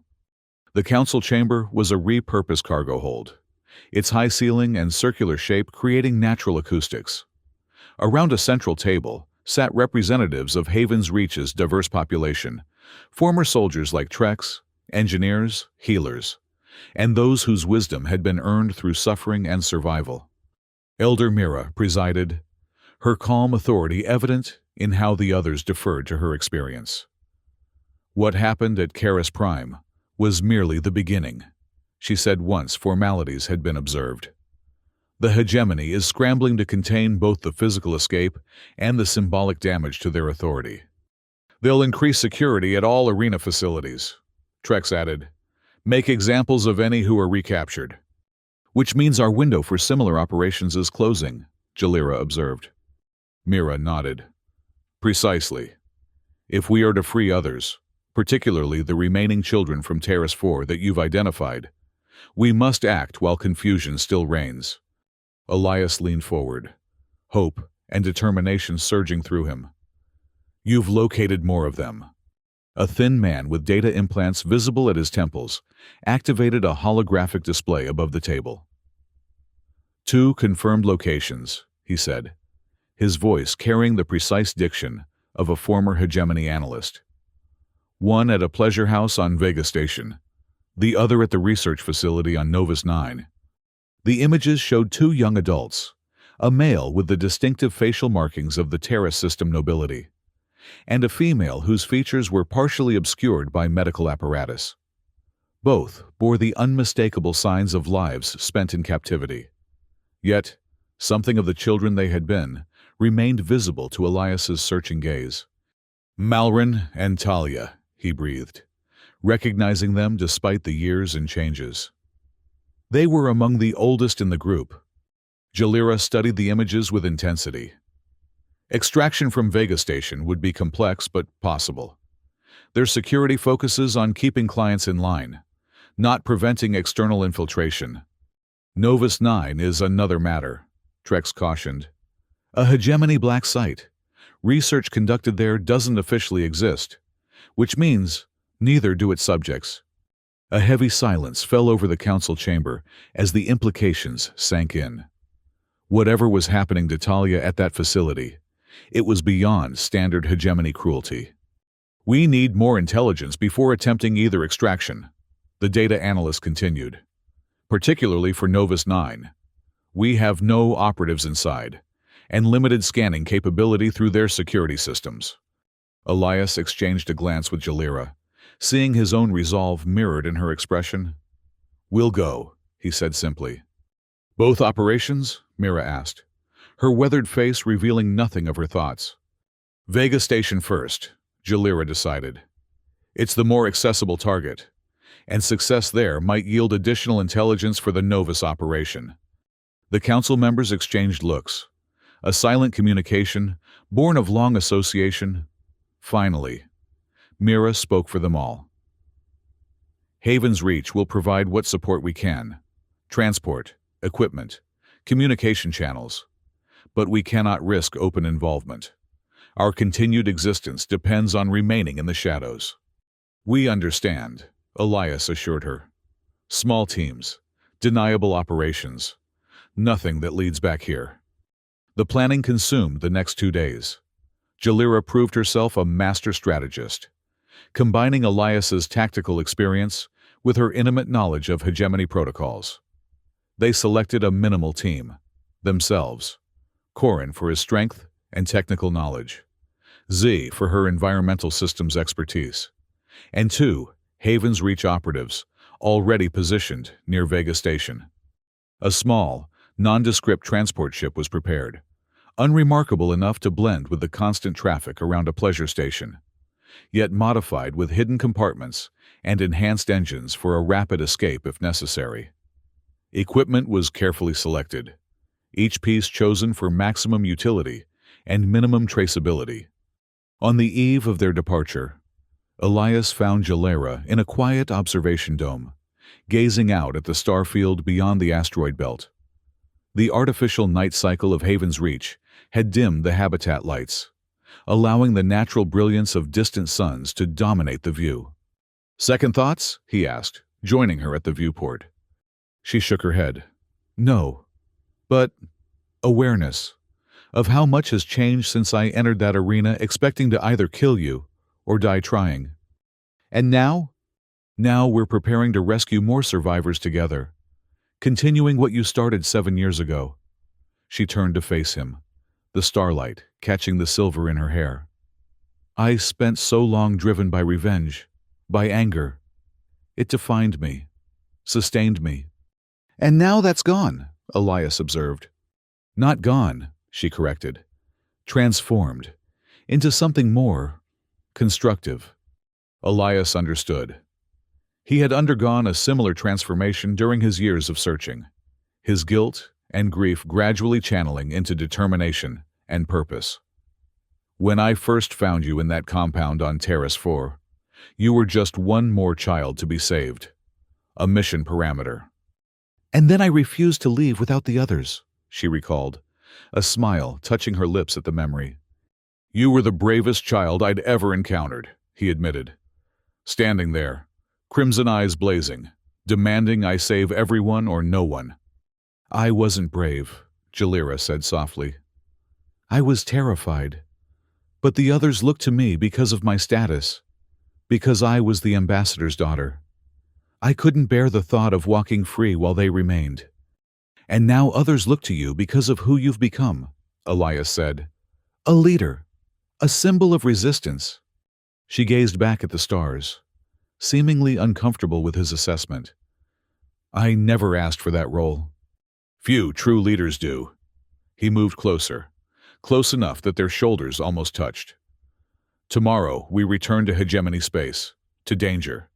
If anything happens—" "Don't," she interrupted, turning to face him fully. "No fatalistic predictions, no dramatic declarations. We go. We find Malrin and Talia. We bring them home. All of us, or none. That's the only acceptable outcome." The fierceness in her voice, the absolute refusal to consider failure. These were the qualities that had kept her alive through 7 years of hell, that had transformed a frightened child into the woman before him. Elias found himself smiling despite the gravity of their situation. "Yes, ma'am," he said, the formality softened by the warmth in his voice. Something shifted between them in that moment, a barrier lowering, a connection deepening. Jalira hesitated, then closed the small distance between them, her hand finding his in the starlit darkness. "We should rest," she said, but made no move to leave. "We should," he agreed, equally motionless. They stood together at the viewport, hands joined, watching the silent stars. Whatever lay ahead in hegemony space, whatever dangers awaited at Vega Station and beyond, this moment existed outside of it all, a pocket of peace in lives defined by conflict. When they finally returned to their quarters, the silence between them remained comfortable, filled with unspoken understanding. They would face tomorrow's challenges together, bound by a connection that had somehow survived 7 years of separation, misconception, and hardship. The approach to Vega Station was carefully choreographed to avoid suspicion. Their transport joined a convoy of supply vessels, its identification codes matching those of a regular contractor servicing the pleasure facilities.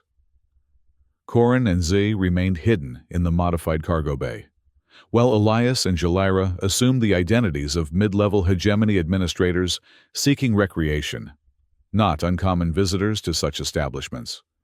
Vega Station itself hung in orbit around a gas giant, its structure reminiscent of a massive wheel with spokes connecting to a central hub. The outer ring housed the pleasure facilities, casinos, companionship services, chemical diversions of all varieties, while the inner sections contained support systems and staff quarters. "Docking permission granted," announced the station's automated system. "Proceed to Bay 17, Level 3. Jalira piloted the ship with the practiced ease of someone who had navigated far more challenging situations. As they approached the designated bay, she murmured to Elias, "Our contact should be waiting in Sector 5 Green Lounge. Recognition phrase is, 'The moons of Altair are particularly bright this season.'" "Subtle," Elias commented dryly. A ghost of a smile touched her lips. "Hegemony officials are rarely known for their appreciation of subtlety. The more obvious the code, the less likely they are to notice it." They docked without incident, the transport systems interfacing smoothly with the station's automated customs procedures.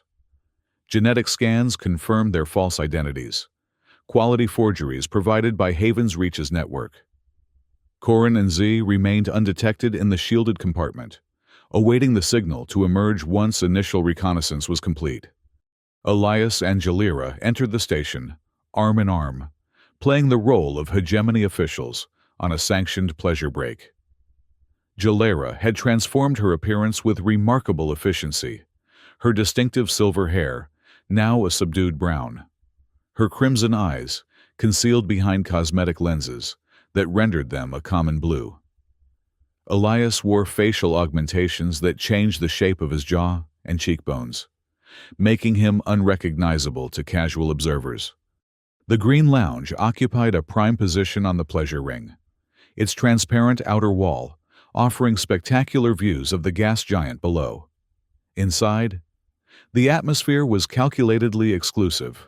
Soft lighting, private booths, attentive servers offering rare intoxicants and other diversions.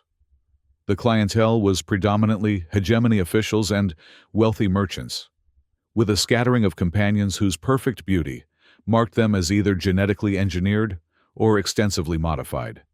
Elias and Jalira secured a booth near the back, ordering drinks they had no intention of consuming.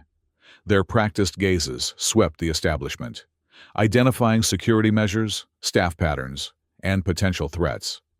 3 o'clock, Jalira murmured, her lips barely moving. "Solo male, watching us while pretending not to."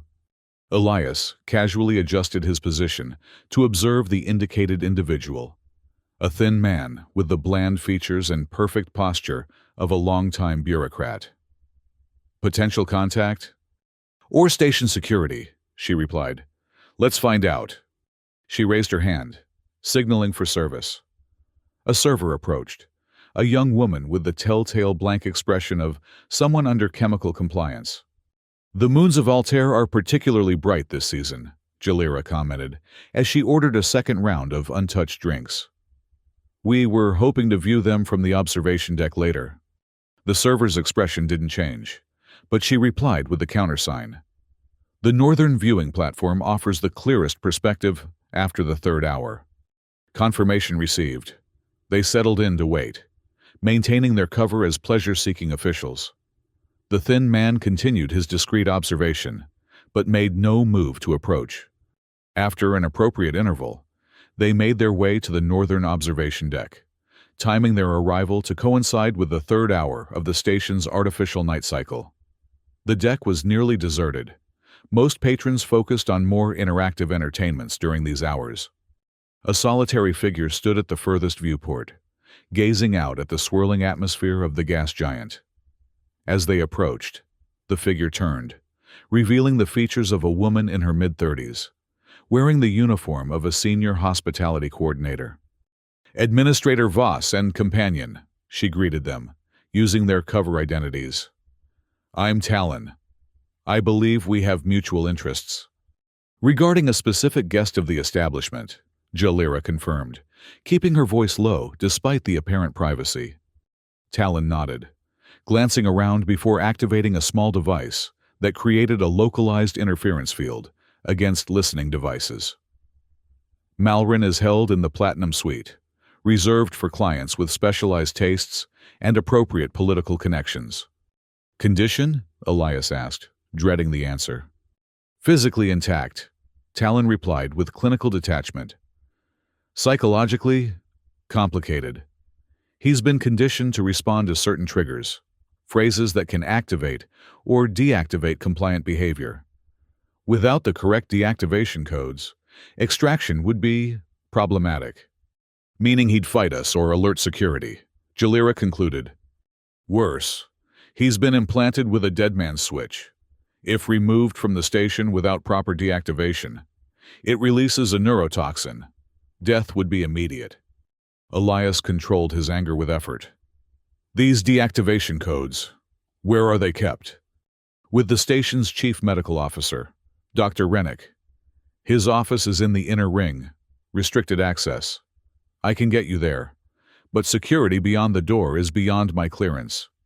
Jalira exchanged a look with Elias. We have specialists for that part. What about Malrin's schedule? When can we access him? He's assigned to a hegemony official tomorrow evening. High-ranking military, repeat client. Talon's professional demeanor slipped slightly, revealing disgust beneath. The session typically lasts 4 hours. That's our window, Elias decided. We access the medical office, obtain the codes, then extract Malrin during the appointment. There's a complication, Talon warned. The official is Admiral Thorne. The name landed like a physical blow. Admiral Thorne, the same hegemony commander who had intercepted Elias's ship 7 years ago, separating him from the children he'd rescued from Terrace 4. Thorne is here? Elias asked, his voice hardening. Personally? Talon nodded. Monthly visitor. He has specific requirements that few establishments can accommodate. Requirements that Malrin has been conditioned to fulfill. Jalira placed a restraining hand on Elias's arm, sensing the surge of rage beneath his controlled exterior. This changes nothing about the extraction, she said firmly. Except perhaps its timing. Talon provided the remaining details: facility layouts, security rotations, emergency protocols. When she departed, Elias and Jalira remained on the observation deck, the gas giant's swirling storms reflecting in the viewport before them. You want to kill him, Jalira observed, not a question but a statement. Elias didn't deny it. Thorne was the one who boarded my ship, who took the children, who left me for dead, his fists clenched at his sides. He's responsible for everything that happened to you, to Malrin, to all of them. Yes, Jalira agreed, her voice steady. And killing him would be justified, satisfying, even. She turned to face him directly. But it would also compromise the mission, alert the hegemony to our presence, possibly doom Talia and any other still captive. The logic was irrefutable, but emotions rarely bowed to logic. Elias struggled with the conflict, torn between vengeance and the mission's greater purpose. I spent years consumed by revenge, Jalira reminded him, echoing their earlier conversation. It sustains, but it also blinds. We came for Malrin. That has to be enough for now. Slowly, with visible effort. Elias nodded. You're right. Malrin is the priority. His eyes, when they met hers, still burned with suppressed fury. But someday, Thorne answers for what he's done. Someday, she agreed, but not today. They returned to their ship to brief Corin and Z on the new information. The modified cargo bay had transformed into an operations center, with equipment and supplies arranged for quick access. A dead man's switch, Z repeated. her breathing slits pulsing with concern. Barbaric, but effective. I've encountered similar systems before, during my time maintaining environmental controls in the Chorus mining complex. Can you disable it? Jalira asked. Not without the codes, Z admitted. These devices are specifically designed to resist tampering. Our best approach is, as you suggested, obtain the deactivation sequence, then proceed with extraction. Corin, who had been studying the station schematics provided by Talon, spoke up. The medical office presents its own challenges, located in the inner ring, limited access points, likely protected by biometric security. That's where you come in, Elias told him. Your implants should be able to spoof the biometric scanners, if we can get you close enough. The massive fighter nodded, the metal components visible along his skull, gleaming under the ship's lights. I'll need a direct connection to the security node, 5 seconds minimum. Which means we need a distraction, Jalira concluded. Something significant enough to draw attention, but not so catastrophic as to trigger a station-wide lockdown. Z's skin rippled with color patterns that Elias had come to recognize as her species' equivalent of a thoughtful expression. The environmental systems, she suggested. A localized malfunction in the atmosphere processors, enough to trigger alarms and emergency protocols in one section, redirecting security from others. Can you arrange that remotely? Jalira asked. With the right access point, yes. The station uses standard hegemony environmental control architecture, predictable weaknesses. Z's breathing slits, fluttered with what might have been professional disdain. They developed the plan throughout the night, refining each element, identifying potential failure points and contingencies. By morning, they had a sequence of operations that balanced audacity with precision. Elias would accompany Z to the environmental control junction nearest the medical section, providing cover while she created the distraction. Simultaneously, Jalira would escort Corin to the medical office, using her knowledge of hegemony protocols to bluff their way past initial checkpoints. Once Corin breached the security systems, they would locate and copy the deactivation codes for Malrin's implant. The final phase, the actual extraction, would require perfect timing. They would intercept Malrin during his scheduled session with Admiral Thorne, using the codes to deactivate his conditioning and implant before escaping through maintenance tunnels to their docked ship. The timing will be critical, Jalira emphasized during their final review. Once we move on Malrin, we'll have minutes at most before station security realizes what's happening. And if Thorne recognizes either of us? Corin asked. The question directed primarily at Elias. He won't, Elias assured him, though the possibility had haunted his thoughts. Our disguises are thorough, and his focus will be elsewhere. The implication hung unspoken. Thorne would be preoccupied with whatever specific requirements he demanded of Malrin. The operation began precisely at the second hour of the station's artificial day cycle, when shift changes created natural gaps in security coverage. Elias and Ze made their way to Maintenance Junction 12A, their movements casual, their false identification badges prominently displayed. Authorization for atmospheric testing, Elias informed the lone technician manning the junction, presenting falsified work orders. Standard compliance procedure. The technician barely glanced at the documents before waving them through, more concerned with completing his shift than questioning routine maintenance. Once inside the control room, Z moved with practiced efficiency, her 4 arms operating multiple interfaces simultaneously. I need 3 minutes, she murmured, breathing slits pulsing with concentration. Elias positioned himself near the door, ready to intercept any unwelcome visitors. Through their secured communication link, he heard Jalira's voice. Approaching medical checkpoint, Corin in position. Across the station, Jalira and Corin had reached the access corridor leading to the medical section. As planned, she approached the security checkpoint with confident authority, Corin following as her subordinate. Administrator Voss, she announced, presenting her identification. Special inspection of medical compliance systems. Direct authorization from Central Command. The security officer. A bored-looking individual with the minimal augmentations of lower-rank hegemony personnel, examined her credentials with more attention than the maintenance technician had shown. Purpose of inspection. Confidential, Jalira replied curtly. Verification code Sigma 7 Delta 9. The code, provided by Talon, identified the inspection as related to politically sensitive operations, a designation that typically discouraged further questioning from junior personnel. The officer hesitated, then nodded, stepping aside to allow them passage. Medical offices are third door on the right, he informed them. Dr. Rennick is currently off station. Deputy Medical Officer Saren is in charge. Jalira acknowledged the information with a curt nod, maintaining her imperious demeanor as they proceeded down the corridor. Once out of earshot, she murmured into her communication link. Checkpoint cleared. Approaching target location. Z, status.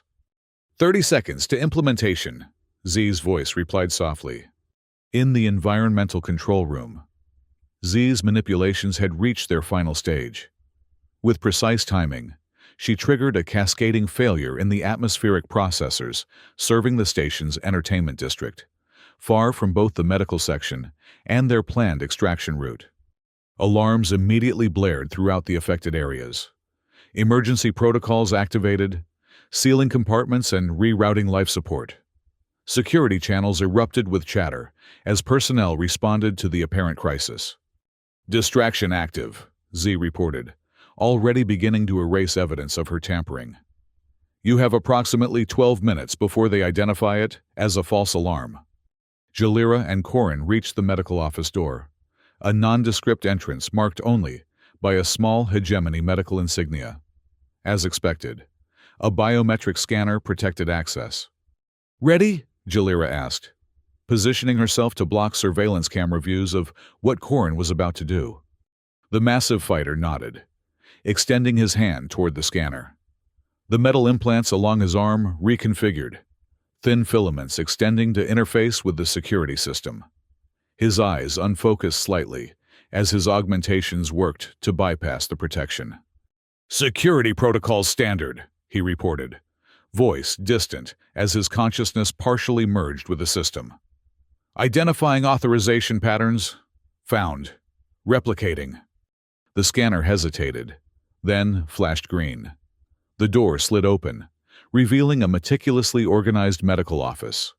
Workstations lined the walls, each dedicated to monitoring different aspects of the station's entertainment assets. We need patient control protocols, Jalira reminded him, moving quickly to the central terminal. Specifically for the Platinum Suite.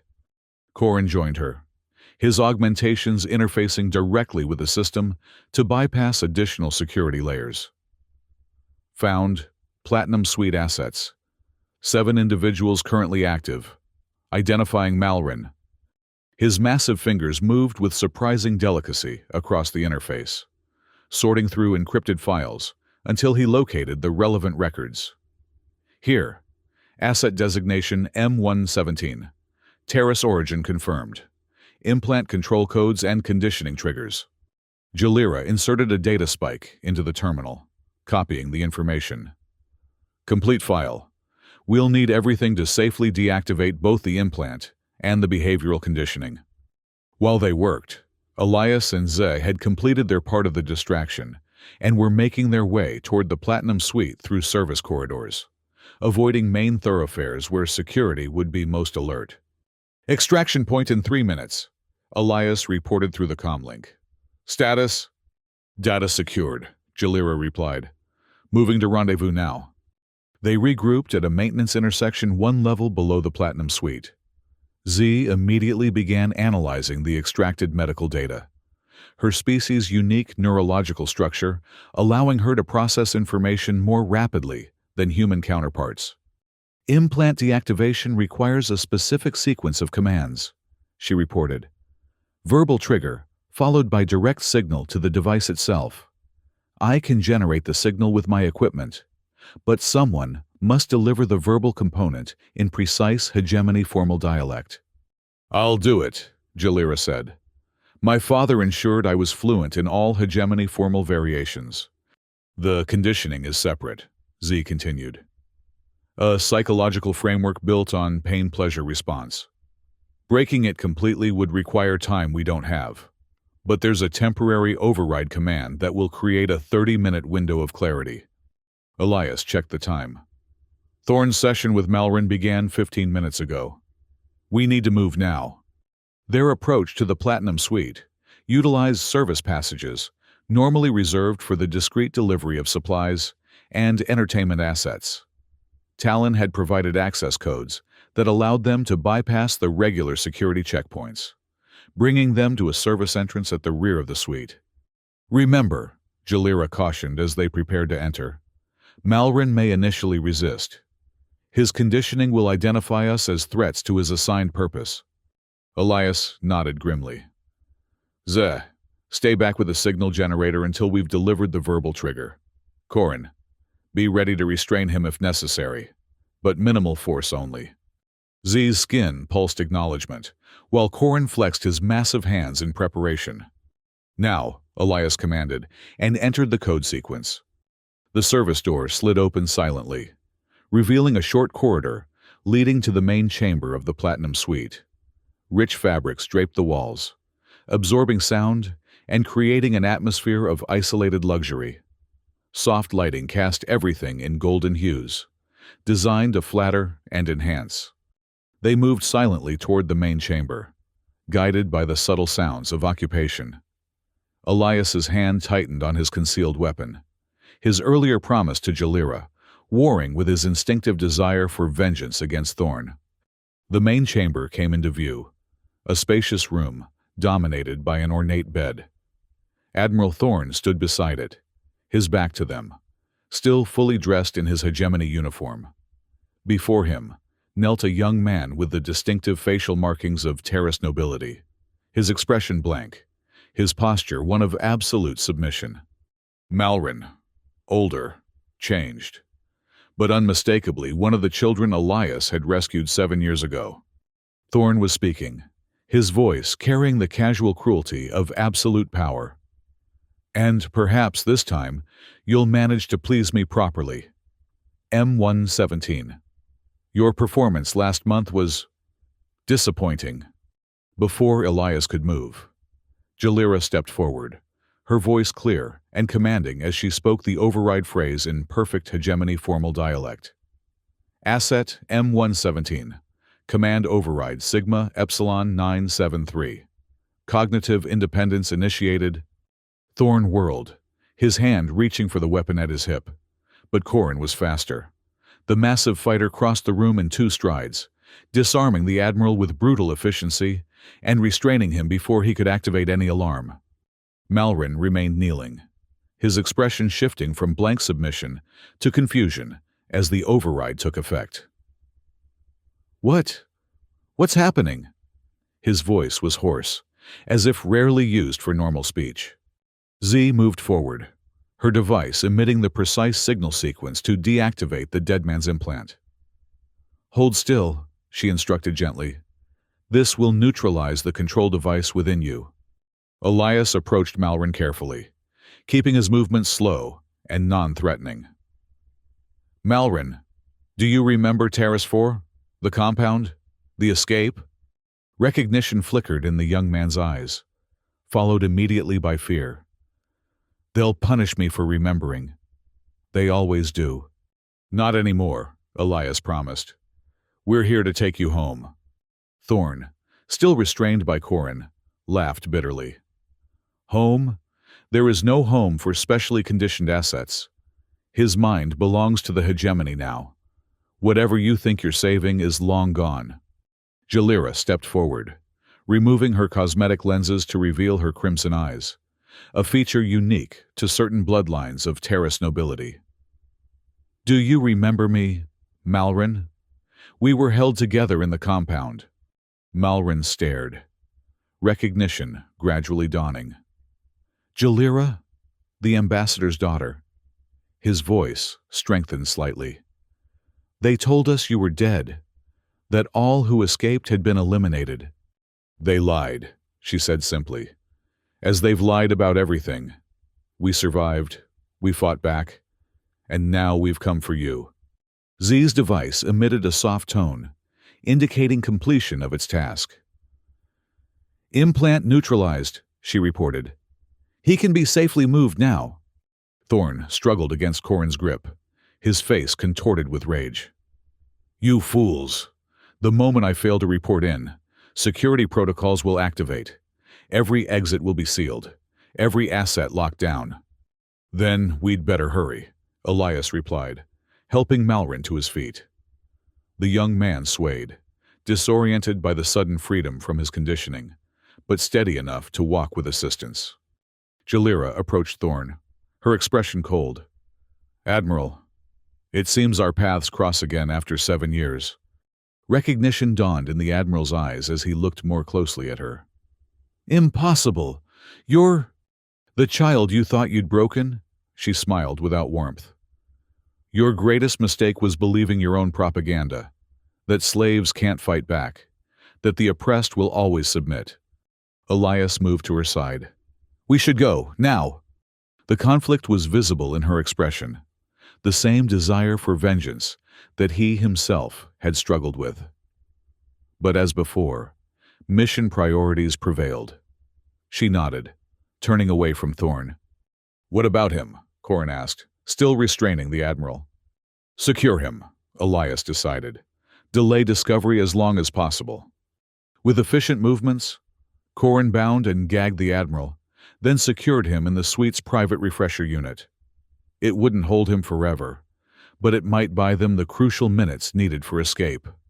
They retraced their path through the service corridors, Malrin becoming steadier as they moved, the temporary override of his conditioning, allowing him to function independently. When they reached the intersection leading back to their docked ship, however, Za raised a hand in warning. Security patterns have changed, she observed, her sensory capabilities more acute than her human companions. They've increased patrols along our planned route. Elias assessed the situation quickly. The distraction in the environmental systems, they must have identified it as deliberate tampering. Alternative route? Jalira asked, supporting Malrin, who had begun to tremble slightly as the strain of fighting his conditioning took its toll. Z's skin rippled with calculation patterns. Exterior maintenance access. Station repair crews use it to service the outer hull.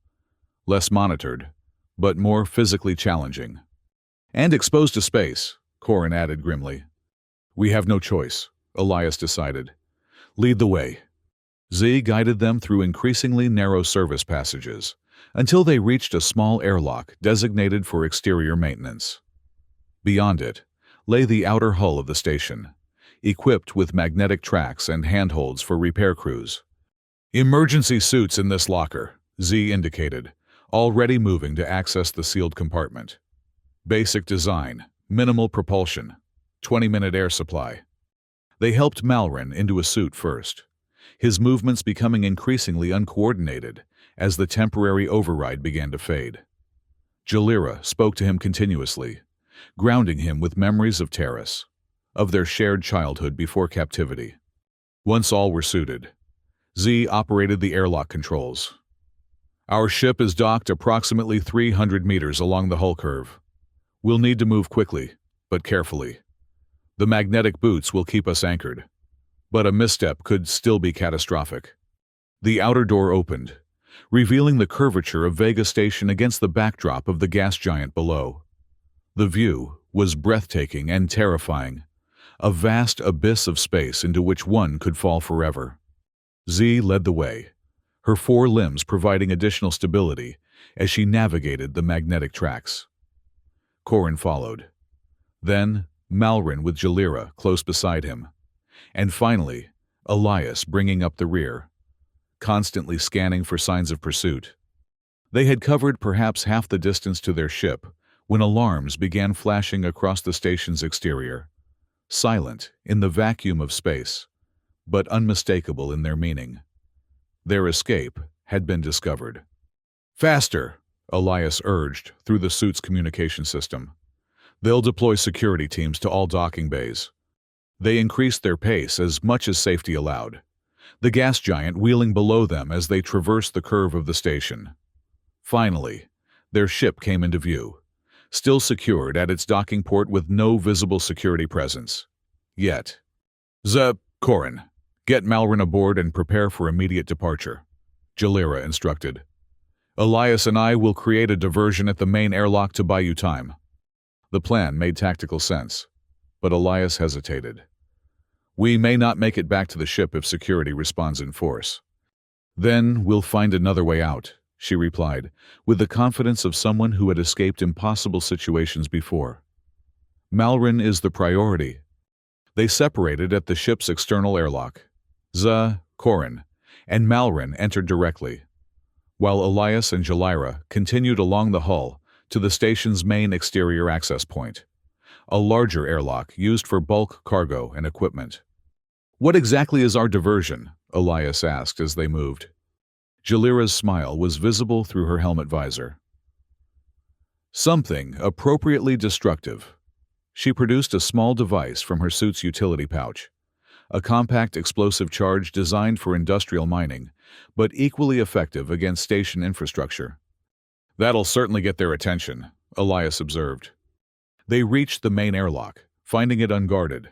Not surprising, as few would expect an attack from the exterior of the station. Jalira placed the charge precisely, targeting the airlock's emergency seal mechanism. This won't breach the hull completely, she explained, but it will trigger emergency protocols. Every available security team will respond to a potential hull breach.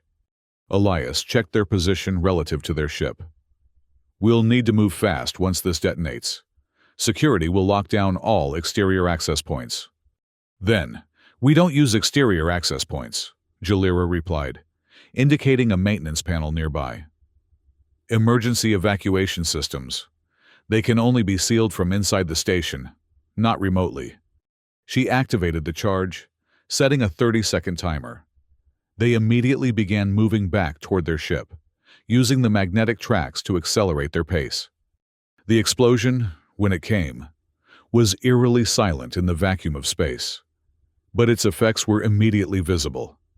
Emergency lights activated across the entire section of the station, and internal bulkheads would be sealing automatically to contain any potential atmosphere loss. They reached the maintenance panel Jalira had identified just as security personnel became visible at interior observation ports, searching for the cause of the alarm. The panel opened to an emergency evacuation tube, designed to allow rapid access to escape pods in the event of catastrophic station damage. Once inside, they could remove their spacesuits, the tube maintaining its own atmosphere, separate from the station's main systems.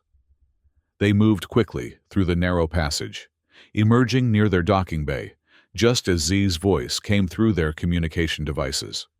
Ship prepared for departure. Malrin secure. Security teams approaching main corridor. Hold position, Elias instructed. We're approaching from the evacuation route. They reached the final access point to their ship's docking bay, finding it already partially sealed by emergency protocols. Jalira wedged herself into the narrowing gap, creating space for Elias to slide through. He then helped pull her after him, both tumbling into the docking bay seconds before the bulkhead sealed completely.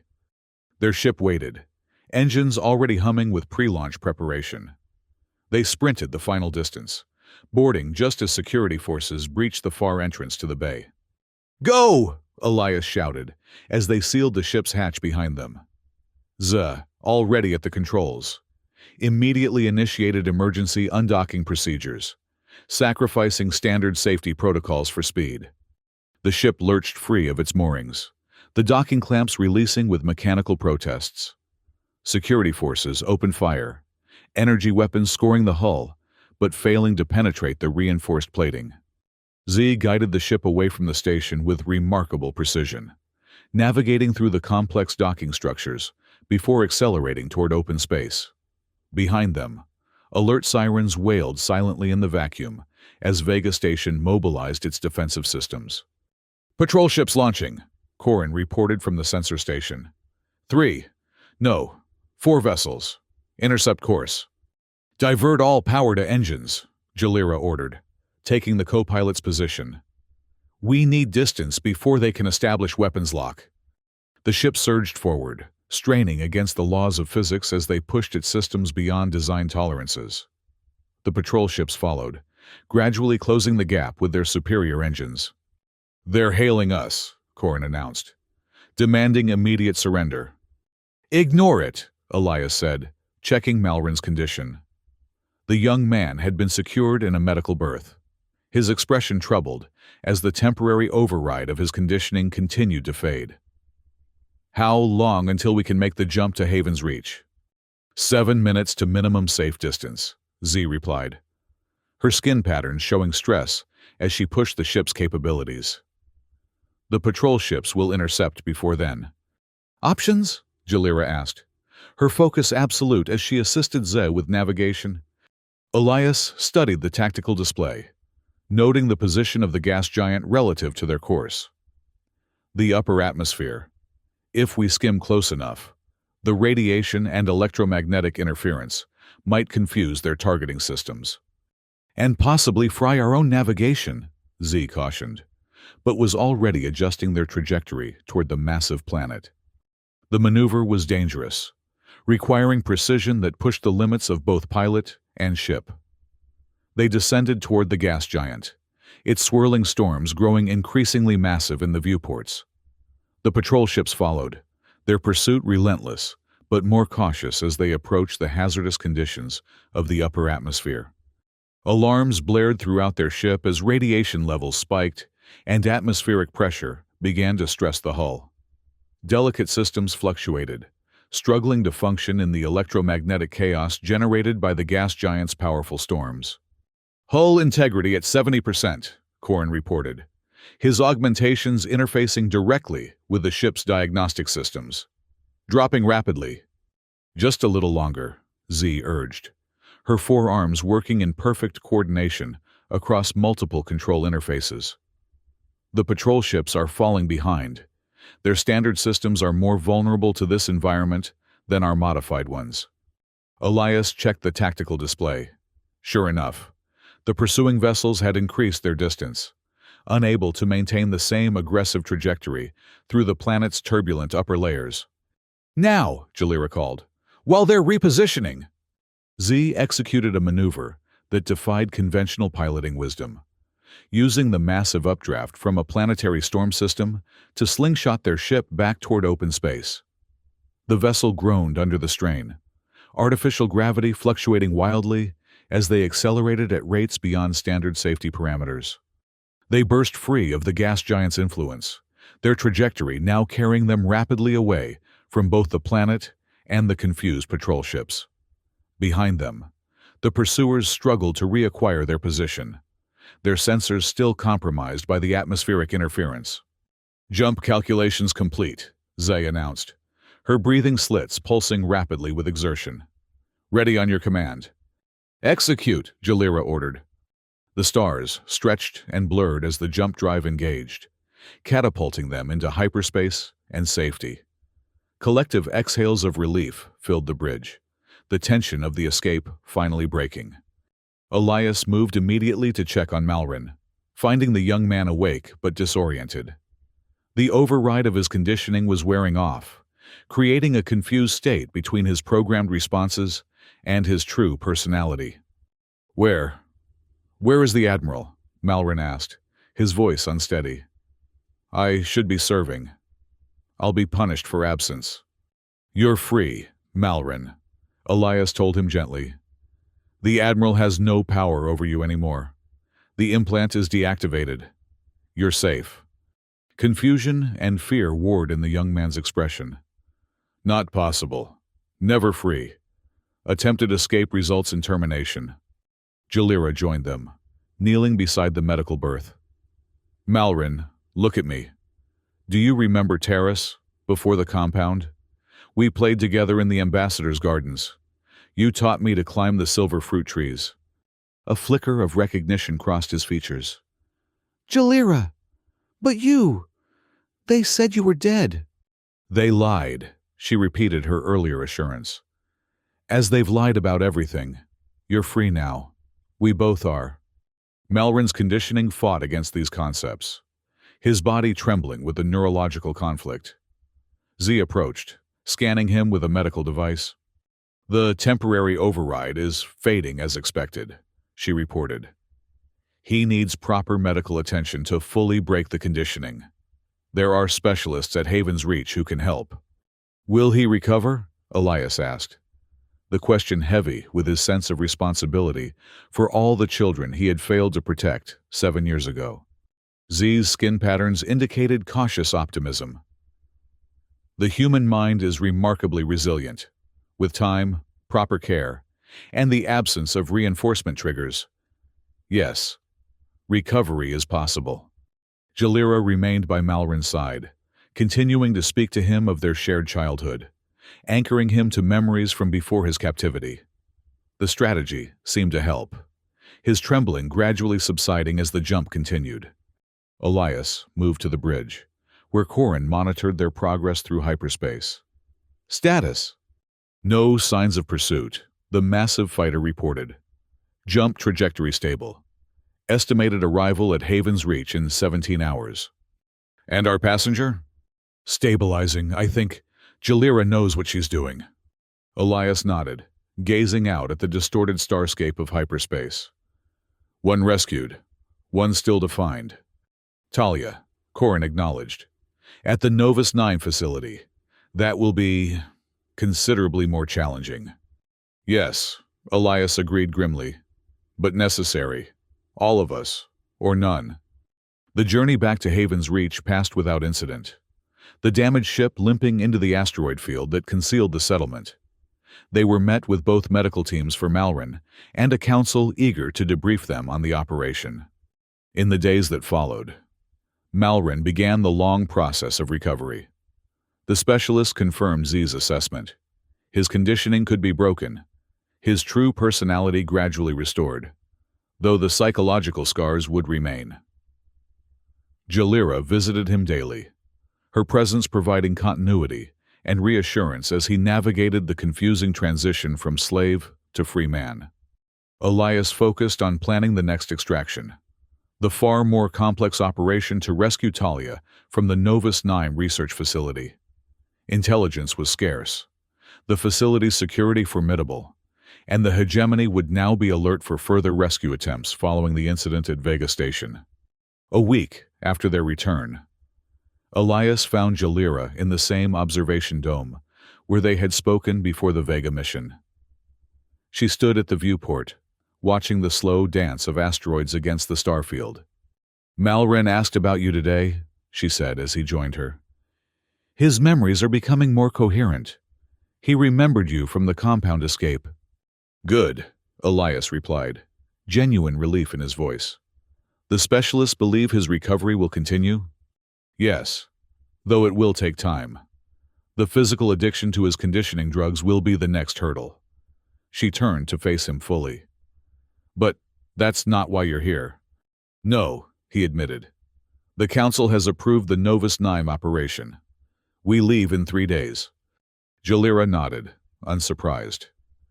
The intelligence is still minimal. It is. We'll be going in with significant unknowns. Higher risk than Vega Station. Which is why you're here, she concluded. To suggest I remain behind.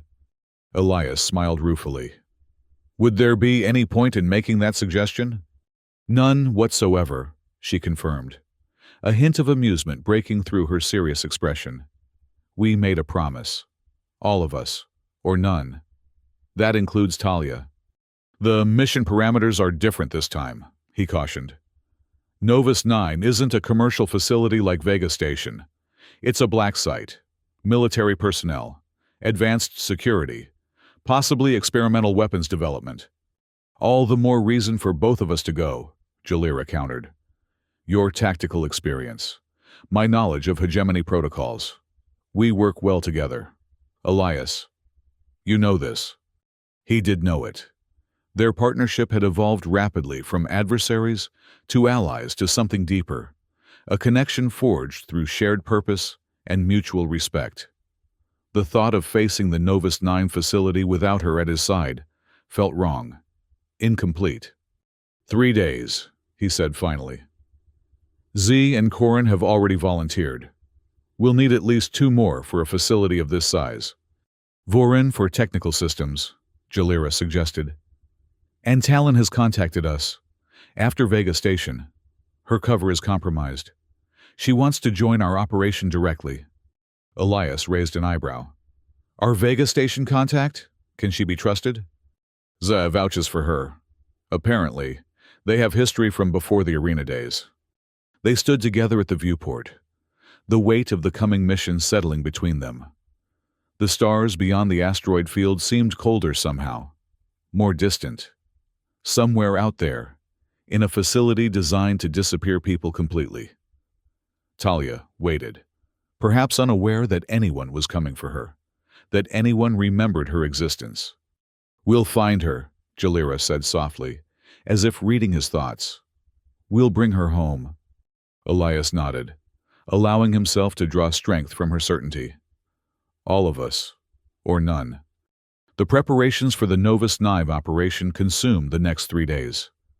The intelligence gathered was fragmented, but valuable. Security rotations, facility layouts, personnel patterns. The picture that emerged was troubling. Novus 9 wasn't merely a detention facility, but a research center focused on enhanced human capabilities. Hegemony euphemism for illegal experimentation on sentient beings. Their ship this time was smaller, but faster, designed for stealth rather than confrontation. Their approach would utilize the cover of a meteor shower, predicted to pass near the facility, masking their signature among the natural debris. On the eve of their departure, the team gathered for final briefing in Haven's Reach's Operations Center. Elias stood before the assembled group, Jalira, Zah, Corin, Vorin, and newly arrived Talon, their faces reflecting the gravity of the mission ahead. Novus 9 represents the worst of the hegemony, he began. A place where people disappear, where experiments proceed without oversight or ethics. Our intel suggests Talia has been there for nearly 6 years, subjected to tests designed to enhance psychic abilities latent in certain Terrace bloodlines. The holographic display showed the facility's exterior, a stark structure built into the side of a mountain on a barren moon. No windows, minimal external access points, surrounded by automated defense systems. Our insertion point will be here, he continued, highlighting a maintenance shaft near the facility's power generation system. Vorin's analysis indicates a vulnerability in their security grid during the evening power cycling. We'll have approximately 40 seconds to breach the outer perimeter before alarms trigger. And if we don't make it in that window? Talon asked. Her hospitality coordinator's poise, replaced by the focus of a professional operative. Then we shift to Contingency Alpha, Jalira replied. A frontal diversion by Corin and Z, while the rest of us attempt entry through the emergency evacuation tunnels here. She indicated a different section of the facility. They reviewed each phase of the operation, identifying decision points and fallback positions. The extraction itself presented the greatest unknown: Talia's condition, her ability to travel, the nature of any control mechanism similar to Malrin's implant. We should expect resistance, Elias concluded. Unlike Vega Station, the personnel here are military, not civilian. They're trained to kill, and they'll have orders to protect the facility's secrets at any cost. The somber reality hung in the air as the briefing concluded. The team dispersed to make final preparations, checking equipment and reviewing their individual responsibilities once more. Jalira remained behind with Elias, studying the facility schematics with intense focus. There's something about this section, she said, indicating an area deep within the mountain. The power allocation is disproportionate to the claimed purpose. Research labs, according to our intelligence, Elias noted. Yes, but the energy requirements are extreme. Whatever they're doing there goes beyond standard research. Her crimson eyes narrowed. It's worth investigating if we have the opportunity. Elias understood her implication. The mission parameters are clear. We go in, we find Talia, we get out. No detours, no additional risks. Unless those risks serve the mission, she countered. If Talia is being used in these experiments, understanding their nature could be critical to her recovery. He couldn't argue with the logic, though his instincts warned against expanding an already dangerous operation. We'll assess on site, he conceded, but Talia remains the priority. Of course, Jalira agreed. All of us, or none. The phrase had become more than a promise or a mission statement. It was a philosophy that defined their purpose, their connection to each other, and to those still held by the hegemony. They departed Haven's Reach during the settlement's artificial night cycle, their small vessel slipping silently through the asteroid field toward open space. The journey to Novus 9 would take nearly 30 hours, approaching from the shadow of the system's outer planets to minimize detection. As they settled into the rhythms of space travel, Elias found quiet moments to connect with each team member. Zah calibrating her environmental analysis equipment, Corin modifying his combat augmentations for maximum efficiency, Vorin running continuous simulations of the facility's security systems, Talon reviewing personnel files to identify potential weaknesses in the command structure. And Jalira, always Jalira, her presence a constant center around which the operation revolved. She had transformed from the champion gladiator he had faced in the arena to something even more formidable, a leader whose determination inspired absolute loyalty. The approach to Novus 9 proceeded as planned, the meteor shower providing perfect cover as they maneuvered toward the facility's dark side. They touched down in a narrow ravine 3 kilometers from the perimeter, powering down all non-essential systems to minimize their signature. Thermal imaging shows standard patrol patterns, Z reported, her specialized equipment scanning the facility. No indications they've detected our arrival. Atmospheric conditions optimal, Talon added. The meteor activity is creating upper-level disturbances that should mask our approach. They moved out in formation, utilizing the ravine's natural cover to approach the facility undetected. The landscape was desolate, volcanic rock and frozen carbon dioxide, hostile to life in every respect. The perfect location to hide activities the hegemony preferred to keep invisible. They reached the outer perimeter as the facility's power systems began their evening cycling sequence. Vorin immediately went to work, his augmentations interfacing with the security grid at a precisely located weak point. 39 seconds, he murmured, neural filaments extending from his implants to connect with the hegemony technology.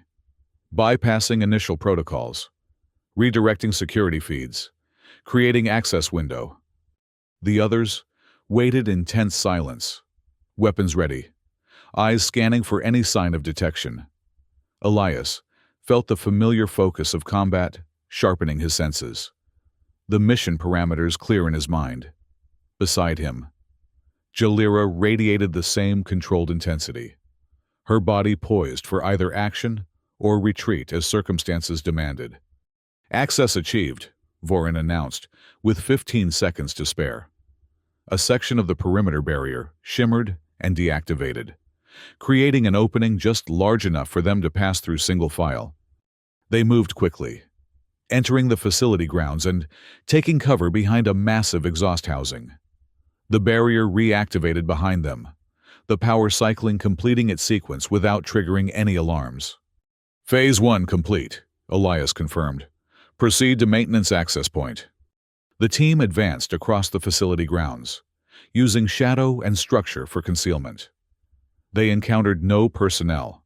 The exterior was primarily monitored by automated systems, which Vorin's tampering had temporarily blinded to their presence. The maintenance shaft appeared as indicated in their intelligence, a reinforced access tube extending vertically into the facility's lower levels. Zay examined the security measures protecting the entrance. Standard biometric lock, she reported, but linked to central security. Bypassing it will trigger an alert unless we can spoof the entire system simultaneously. Vorin joined her, studying the mechanism. Possible, but complex. I'll need to create a feedback loop in their verification protocols. Time estimate? Elias asked. 3 minutes minimum, Vorin replied, during which we'll be exposed. Corin moved to provide cover, his massive form positioned to shield the more vulnerable team members. If patrols maintain current patterns, we have approximately 7 minutes before the next security sweep reaches this sector. Do it, Elias decided. Za, assist Vorin. The rest of us maintain perimeter. While Vorin and Za worked on the access point, Jalira moved closer to Elias, her voice low. If our intelligence is accurate, Talia is being held in Research Section Delta, 5 levels below us. Assuming she hasn't been moved, Elias cautioned. Hegemony facilities routinely relocate high-value subjects to prevent precisely this type of extraction. True, but Novus 9 operates differently. Their research protocols require stable environmental conditions. Moving subjects disrupts data collection. Jalira's expression darkened. They value their experiments more than security protocols. Before Elias could respond, Vorin signaled success. The maintenance access hatch slid open, revealing a narrow shaft equipped with service ladders. They entered quickly, Corin descending last and sealing the hatch behind them. The descent took them through the facility's infrastructure: power conduits, atmospheric processing, waste management systems. At each level, Z monitored for life signs and security measures, guiding them safely through the complex. 5 levels down, they reached a junction where the maintenance shaft intersected with the facility's main ventilation system. According to their schematics, this would provide access to the research sections without passing through the more heavily guarded main corridors. Life signs detected ahead, Z reported, her sensory capabilities penetrating the thick walls. Multiple humans, approximately 20, most sedentary, likely in containment. Research subjects, Jalira concluded grimly. Talia could be among them. They moved through the ventilation system, careful to minimize noise as they approached the research section. Through periodic grates, they glimpsed laboratories and monitoring stations, hegemony scientists moving with clinical detachment among equipment designed for human experimentation. Z suddenly raised a hand, halting their progress. Strong energy readings ahead, unlike anything in our intelligence briefing. They reached a ventilation junction overlooking a massive chamber. Clearly, the high-energy area Jalira had identified in the schematics. The space was dominated by a complex apparatus that hummed with power, coils of energy visible within transparent containment fields. And at the center, suspended within a matrix of sensors and monitoring devices, was a human figure. Talia, Jalira breathed, recognizing the distinctive features despite the changes wrought by years of captivity and experimentation. The young woman floated in the energy field, her body marked with the same terrace facial patterns as Malrin, but enhanced by what appeared to be technological implants, far more extensive than anything they had encountered before. Her eyes were closed, her expression serene despite the invasive equipment connected to her neural pathways. "What are they doing to her?" Elias whispered, horror and rage building as he observed the scene. "Psionic amplification," Vorin replied, his augmentations analyzing the visible technology. "They're using her natural abilities as a focusing mechanism for something larger." Around the chamber, hegemony scientists monitored readings and adjusted parameters, their attention focused on data rather than their subject. Armed guards stood at key positions, their weapons designed for internal security rather than external threats. "Extraction complexity just increased significantly," Talon observed. "We can't simply disconnect her from that apparatus without understanding the consequences." "Vorin, analysis," Jalira requested. "Can she be safely removed?" The technician studied the setup, his augmentations processing the observed data. "The integration is deep. Neural pathways have been modified to interface directly with the amplification matrix. Sudden disconnection could cause catastrophic feedback. Meaning? Elias pressed. Brain death, Vorin clarified grimly. We need access to their protocols, the proper shutdown sequence. Jalira's expression hardened with resolve. Then we get it. Talon, you have the most experience with hegemony medical systems. Can you operate their equipment if we secure the room? Talon nodded. Basic medical interface protocols are standardized across hegemony facilities. I should be able to navigate the systems enough to identify the shutdown sequence. We take the chamber, Elias decided. Fast, coordinated strike to neutralize the guards before they can raise alarms. Non-lethal approach with the scientists. We need them functional to assist if necessary. The team positioned themselves at ventilation access points surrounding the chamber, communicating through subvocal channels to coordinate their assault. The element of surprise would be their greatest advantage, allowing them to secure the room before external security could respond. On my mark, Elias instructed. 3, 2, 1, execute. They burst from multiple ventilation points simultaneously, weapons targeting the guards first. Corrin's massive form dropped directly onto 2 security personnel, neutralizing them before they could react. Z deployed localized atmospheric alterations that disoriented the remaining guards, allowing Elias and Jalira to disarm them with precision strikes. The scientists froze in shock, clearly unaccustomed to direct confrontation. Talon moved immediately to the central control console, her hegemony training allowing her to navigate the interface with practiced ease. Secure the doors, Elias ordered, as Vorin began bypassing the chamber's internal security systems. Status of external response? Security alerted. Z confirmed. Monitoring facility communications. Response teams mobilizing. Estimated arrival in 3 minutes. Talon worked feverishly at the console, forcing cooperation from the lead scientist with Jalira's assistance. The shutdown sequence is complex, she reported. Multiple systems need to be deactivated in precise order. Time estimate? Elias asked. Preparing defensive positions with Corrin? 5 minutes minimum, Talon replied grimly.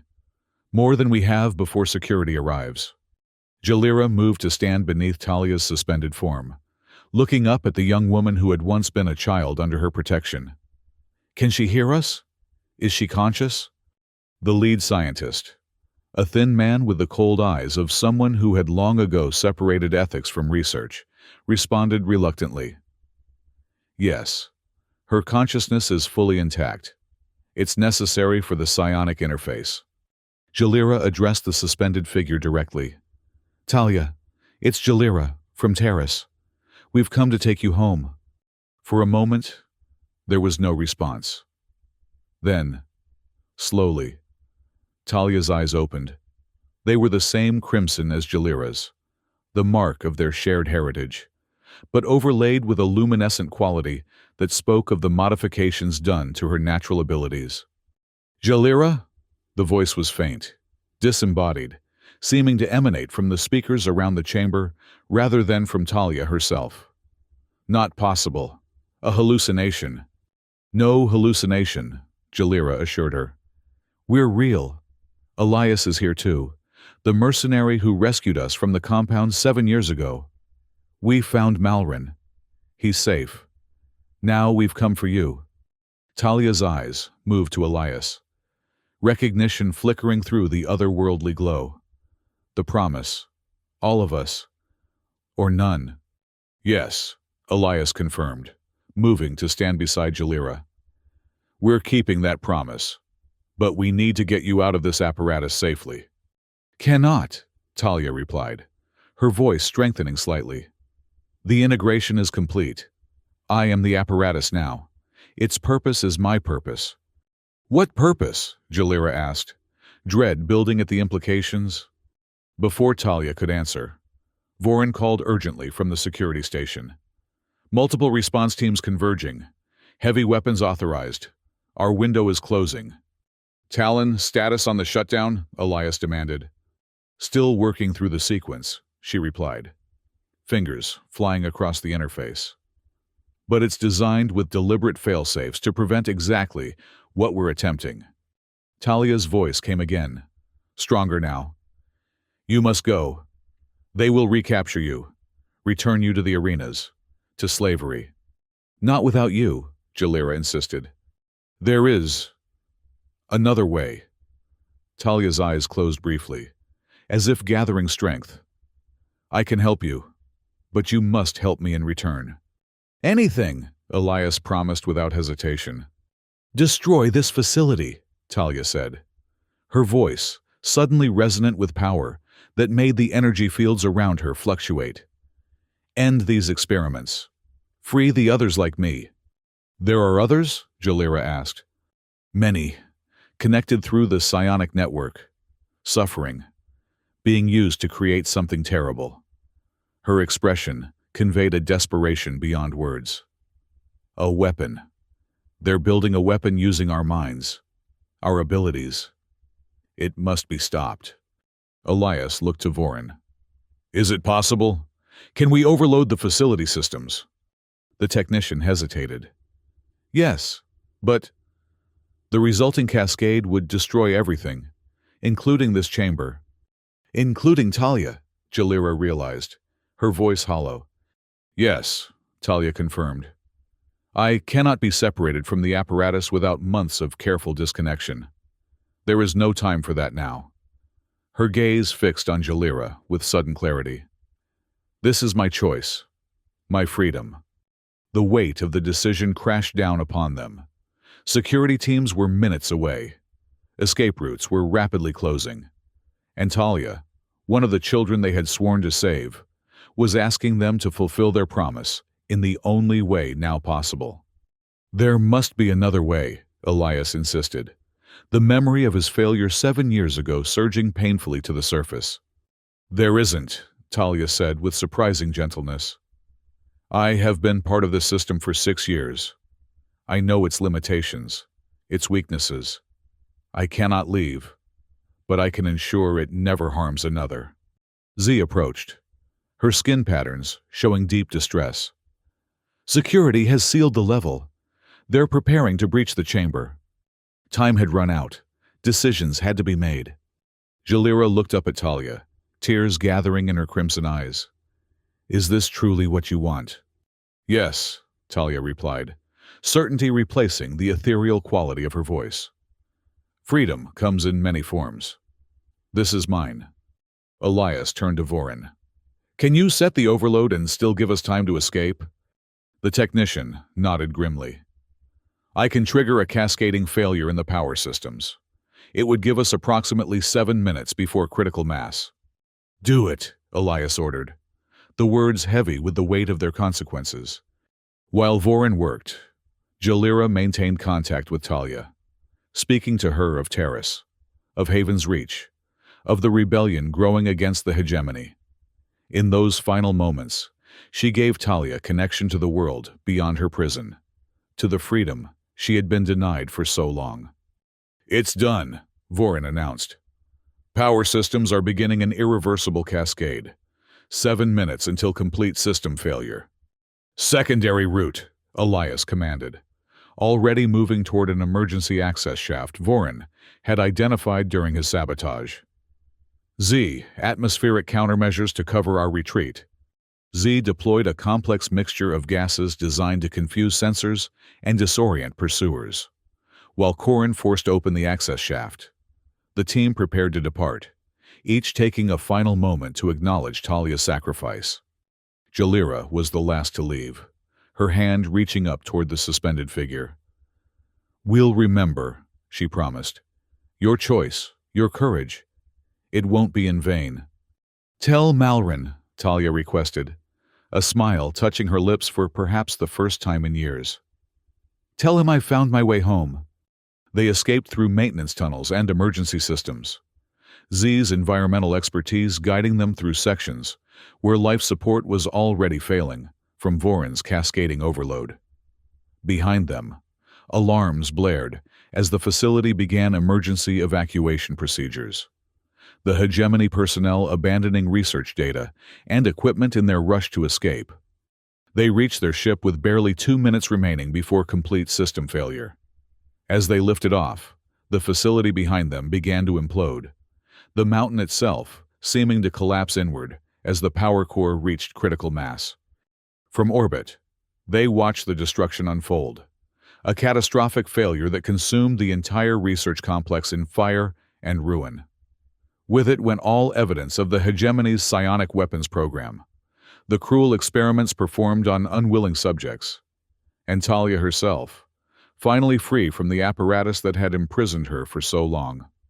The return journey to Haven's Reach was subdued, each team member processing the complex emotions of a mission both successful and heartbreaking. They had destroyed a hegemony black site, eliminated a dangerous weapons program, and honored Talia's choice for freedom on her own terms. But they had not brought her home as they had hoped. When they arrived at Haven's Reach, the news of their success and of Talia's sacrifice spread quickly through the settlement. Malrin, still in the early stages of his recovery, received the news with quiet dignity, understanding better than most what his childhood friend had endured and why she had made her choice. "She always was the strongest of us," he told Jalira during one of her visits. "Even in the compound, before everything, she was the one who gave the rest of us courage." In the days that followed, Elias withdrew into himself, the weight of what had happened at Novus 9 adding to the burden he had carried for 7 years. He spent hours in the training facilities, pushing his body to exhaustion, or studying intelligence reports on remaining hegemony facilities where other survivors might be held. Jalira found him there late one night, surrounded by holographic displays showing security protocols and facility schematics. She watched him for a moment before speaking. "You can't save everyone alone," she said softly. He looked up, the weariness in his eyes belying the strength in his posture. "I failed them once. Failed you. Failed Talia." "You didn't fail Talia," Jalira countered, moving to sit beside him. "You honored her choice, gave her the only freedom possible." "It shouldn't have been the only option." "No," she agreed. "It shouldn't have. But that's the reality of what the hegemony has built, a system where sometimes death is the only escape." Her crimson eyes held his steadily. "Which is why we have to destroy it completely." Elias leaned back, studying her with newfound attention. "You're talking about more than rescue missions now." "I'm talking about finishing what we started at Karis Prime. What Talia's sacrifice began at Novus 9. She gestured to the intelligence reports scattered around them. "These individual operations are vital. Each life saved matters. But the hegemony itself needs to fall, or they'll simply create more victims to replace those we rescue." "Full-scale rebellion," Elias said, considering the implications. "Against the dominant power across 12 systems." "It's already happening," Jalira pointed out. "Uprisings in the arena circuits, slave revolts on mining colonies, information leaks exposing hegemony atrocities, thousands fleeing to hidden settlements like Haven's Reach." She leaned forward, intensity radiating from her. "What's missing is coordination, leadership, symbols that people can rally behind. Symbols like the champion Shadowblade and the mercenary of Terrace 4, Elias asked, a hint of his old wry humor breaking through the gravity. "Precisely," she confirmed without hesitation. "Our escape from Karis Prime is already becoming legend in the outer systems. The destruction of Novus 9 has sent shockwaves through hegemony high command. People are watching, waiting for a sign that resistance is possible, that victory is possible." Elias studied the determination in her face, so reminiscent of the child who had refused to leave others behind, now transformed into the leader who might actually bring down an empire. "You've been planning this for some time," he observed. "Since I realized the truth about my father, about the entire system. Single acts of defiance aren't enough." She gestured around them at Haven's Reach. "Hiding isn't enough. The hegemony needs to be dismantled so that everyone can live free, not just those fortunate enough to escape. The scope of her vision was breathtaking and terrifying in its implications. Yet Elias found himself nodding, the purpose resonating with something deep within him. "Where do we start?" he asked simply. Her smile was fierce and beautiful. "We start by building our alliance. Haven's Reach, the arena survivors, the mining colonies in the Outer Rim, anyone who dreams of freedom." She activated a holographic display showing the 12 systems. "And we strike where they least expect it, their center of power." Hegemony Prime, Elias realized. The capital itself. "Not militarily," she clarified. "Not yet. But informationally. The hegemony maintains control through propaganda, as much as force. Most citizens of the inner systems have no idea what happens in places like Novus 9 or Caris Prime. And if they knew, some would ignore it, content in their privilege. But others would question, resist, join us." Her eyes gleamed with conviction. Enough to tip the balance. The plan took shape over the following weeks. Elias and Jalira worked with Haven's Reach leadership and contacts throughout the 12 systems to build a coalition of resistance groups. Former gladiators like Corin became trainers for rebel forces. Technical experts like Vorin and Ze created secure communication networks that bypassed hegemony monitoring. Intelligence operatives like Talon infiltrated key positions within the hegemony's administrative structure. And at the center of it all, Jalira, the symbol of defiance, the champion who had turned the arena against its masters. Her story spread through hidden channels, inspiring others to question, to resist, to fight back. Elias found his own role evolving beyond tactical planning. His experience as a mercenary made him valuable as a military advisor. But it was his connection to the children of Terrace 4, his unbroken promise to find them all, that resonated most strongly with those who joined their cause. "They call you the Keeper," Jalira told him one evening, as they reviewed reports from rebel cells across the systems. "The man who keeps his promises, no matter how long it takes." "Not all of them," he replied, thinking of Talia. "Not perfectly." "Perfectly isn't the point," she said, setting aside the reports to face him directly. "Persistence is. You never stopped looking, never stopped trying. That matters more than success in every attempt." 6 months after their return from Novus 9, their fledgling rebellion had grown beyond anything they had initially imagined. Dozens of Haven's Reach-like settlements had joined their alliance. Thousands of former slaves and prisoners had found their way to freedom. Communications networks spread information about hegemony, atrocities, and rebel successes throughout the 12 systems. The hegemony responded with predictable brutality, increased security, public executions, entire settlements razed for harboring rebels. But each act of oppression only strengthened the resistance, bringing new allies to their cause. Malrin's recovery had progressed remarkably, his inner strength reasserting itself as the hegemony's conditioning faded.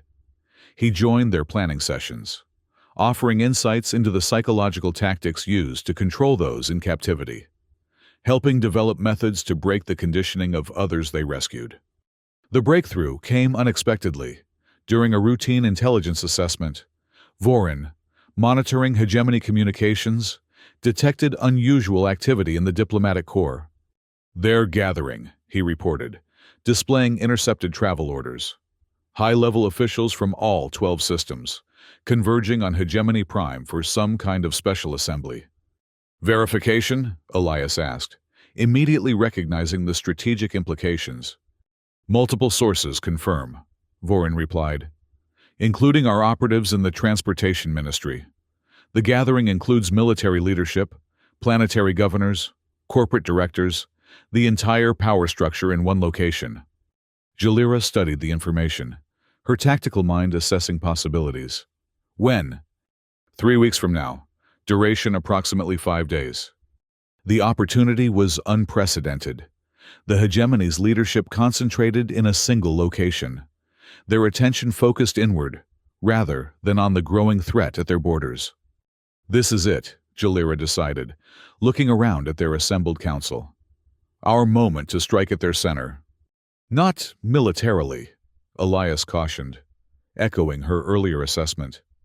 We don't have the forces to attack Hegemony Prime directly. No, she agreed.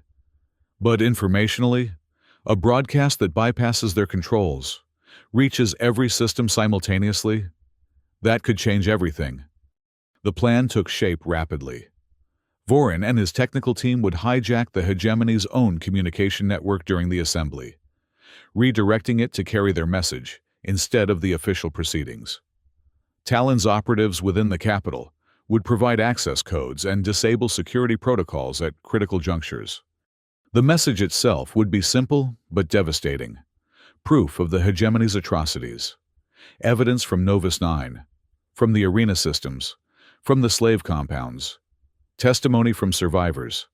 And most importantly, a call to action for citizens throughout the 12 systems. Who delivers the message? Z asked during the final planning session. The voice matters as much as the content. All eyes turned to Jalira, the natural choice as their most recognizable symbol. But she shook her head. Not me alone, she said, her gaze finding Elias. Both of us, the champion and the mercenary, the princess and the soldier, together. The preparation consumed every waking moment as the date approached. Security protocols were refined, communication channels secured, operatives positioned throughout Hegemony Prime. Their message was crafted with meticulous care, not merely an exposition of atrocities, but a vision of what the 12 systems could become without the Hegemony's oppression. The night before the broadcast, Elias found Jalira in the observation dome, where they had shared so many important conversations. She stood silently, watching the stars, her silver hair unbound, her crimson eyes reflecting distant light. Second thoughts? He asked, echoing her question to him so many months ago. She smiled at the callback. No, but awareness of what comes next. Tomorrow changes everything, regardless of outcome. If we succeed, the hegemony begins to crumble, he acknowledged. If we fail, others will continue, she finished with certainty. The movement is larger than us now. It doesn't depend on any single person. He moved to stand beside her, close enough that their shoulders almost touched. You've built something remarkable, Jalira. From arena champion to rebellion leader, from seeking vengeance to offering hope. We built it, she corrected gently. All of us together. You, me, Corin, Vorin, Talon, Malrin, Talia. Her voice softened on the last name. Everyone who chose freedom over submission, no matter the cost. The space between them seemed charged with possibility, with words unspoken through months of shared purpose and growing connection. Elias turned to face her fully. Whatever happens tomorrow, he said quietly, I want you to know that finding you again, seeing the leader you've become, has been the greatest honor of my life. Her eyes met his, years of shared history reflected in their crimson depths. We found each other, she corrected, closing the distance between them. And tomorrow, we help others find their way to freedom. When she kissed him, it felt like the culmination of a journey begun 7 years ago in fire and chaos. Like recognition, like coming home. Morning brought final preparations, last checks of systems and operatives, the quiet tension of a pivotal moment approaching. Their ship, smaller and faster than any they had used before, departed Haven's Reach with minimal ceremony. Only Malrin there to see them off. Return safely, he told them, embracing each in turn. There's still much to be done. The approach to Hegemony Prime required all of Z's environmental expertise and Vorin's technical skills to avoid detection. The capital planet was heavily defended, Its orbital security designed to identify and eliminate unauthorized vessels long before they reached atmosphere. They utilized a commercial transport's shadow, riding the electromagnetic wake of a massive cargo hauler, to mask their signature.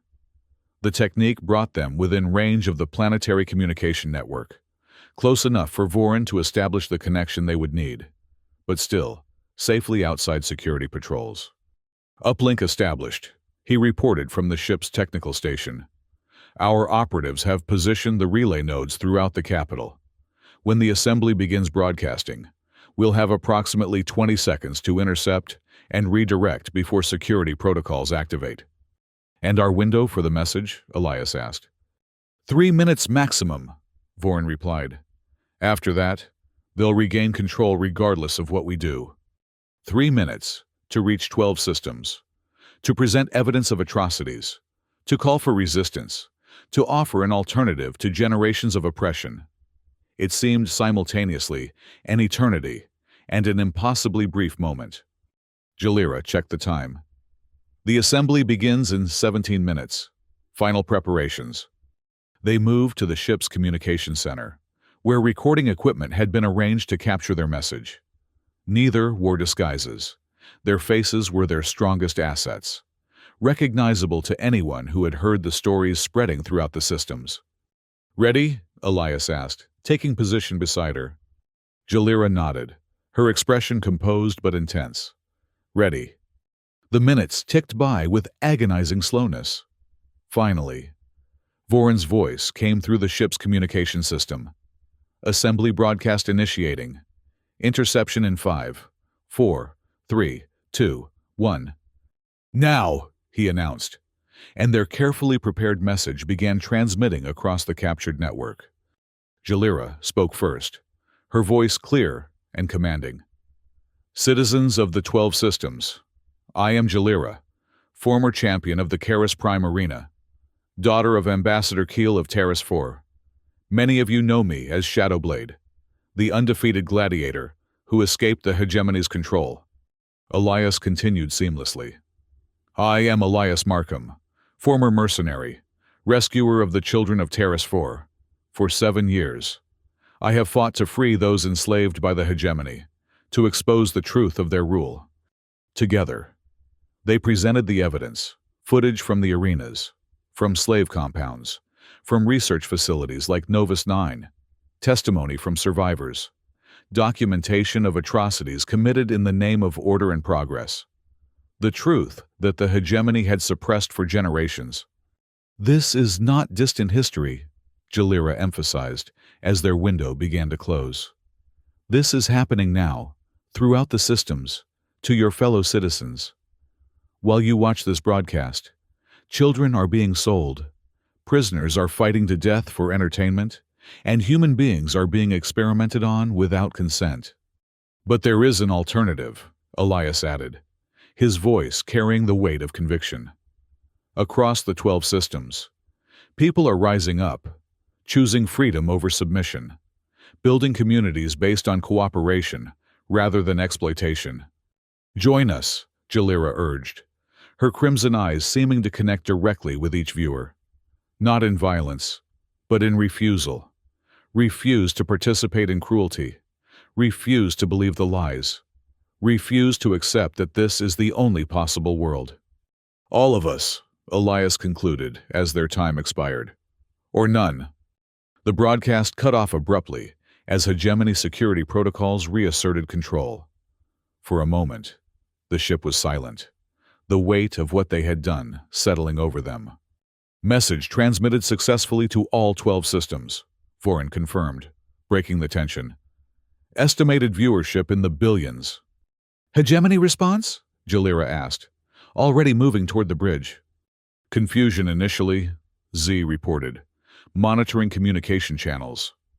"Now anger, security forces mobilizing, orbital defenses activating. They're searching for the source." "Time to leave," Elias decided, taking the pilot's position. "Maximum speed, minimum signature."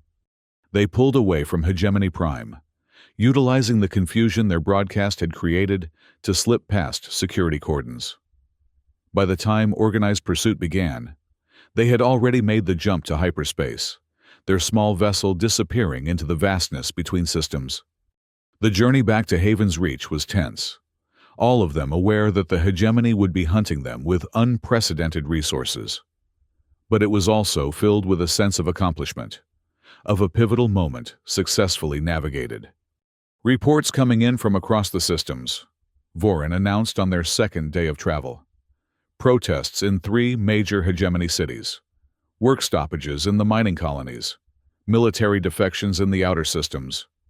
"It's beginning," Jalira said softly, wonder mixing with determination in her voice. "The cracks in their power. And it will only accelerate," Elias added. "Once people start questioning, start seeing the truth, there's no going back to blind obedience." They reached Haven's Reach without incident. Their arrival, greeted with celebration by a settlement that had transformed from hidden refuge to rebel headquarters. The success of their broadcast had energized the resistance, bringing new allies and resources to their cause. In the months that followed, the rebellion spread throughout the 12 systems, not as a single, unified force, but as thousands of individual acts of defiance, citizens refusing to comply with hegemony directives, officials leaking classified information, soldiers declining to fire on protesters. The hegemony responded with increasing brutality, but each crackdown only accelerated their decline. When entire military units began defecting, bringing their ships and weapons to the rebel cause, the balance of power shifted decisively. Elias and Jalira traveled between rebel strongholds, coordinating strategy, mediating disputes, embodying the unity they hoped to create in a post-hegemony future. Their partnership deepened into something neither had anticipated when they first faced each other across the arena sand, a bond forged in shared purpose and mutual respect, in understanding that went beyond words. 2 years after their broadcast from Hegemony Prime, they stood together on a hilltop overlooking Haven's Reach's newest settlement, not hidden in asteroids, but built openly on a fertile world at the edge of what had once been hegemony space. Below them, prefabricated structures housed refugees and rebels, farmers and fighters, all working together to build something new. "It's really happening," Jalira said, watching children play freely in the settlement's central square. "Not just resistance, but creation." Elias nodded, his arm around her waist. "The hardest part comes next. Winning a revolution is one thing. Building a just society afterward is another." "True," she acknowledged, "but we have something the hegemony never did." "What's that?" "People who have experienced both oppression and freedom," she replied. "Who understand the value of choice, of dignity, of cooperation." A figure approached from the settlement, Malrin, now fully recovered and serving as one of their most effective diplomats. His experiences under hegemony control had given him unique insight into how systems of oppression functioned, and how to dismantle them without creating new forms of dominance. "Council's gathering," he informed them. "Representatives from 7 systems have arrived to discuss the transition framework." The hegemony was not yet defeated completely. Pockets of resistance remained in the core systems, and some planetary governors clung to power through increasingly desperate measures. But its collapse as a unified force was irreversible, its legitimacy shattered beyond repair. "We should join them," Jalira said, though her gaze lingered on the peaceful scene below. Elias squeezed her hand gently. "In a moment," he turned to face her fully. "First, there's something I've been meaning to ask." Her crimson eyes met his, a smile playing at the corners of her mouth. "I'm listening. When this is over, when the hegemony is truly finished and the new systems are established, what do you want for yourself? Not as a symbol or a leader, but as Jalira." She considered the question with characteristic thoughtfulness. "Peace," she said finally. "Not the absence of purpose, but the freedom to choose it, rather than have it forced upon us. A home that doesn't need to be hidden. People we love nearby. Her hand found his. You beside me. That sounds, he said with quiet certainty, like exactly what I want too. Behind them, Malrin cleared his throat discreetly. The council, he reminded them. They turned from the view reluctantly, ready to continue the work of building what would replace the fallen hegemony.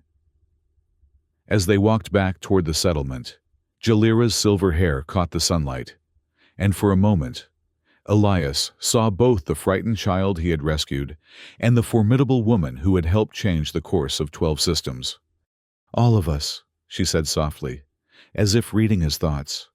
Or none. We kept our promise, he replied, thinking of all they had lost and found along the way. And found something more. Together, they descended the hill toward the future they had fought to create, scarred but free, bound by choice rather than chains, their swords finally at rest.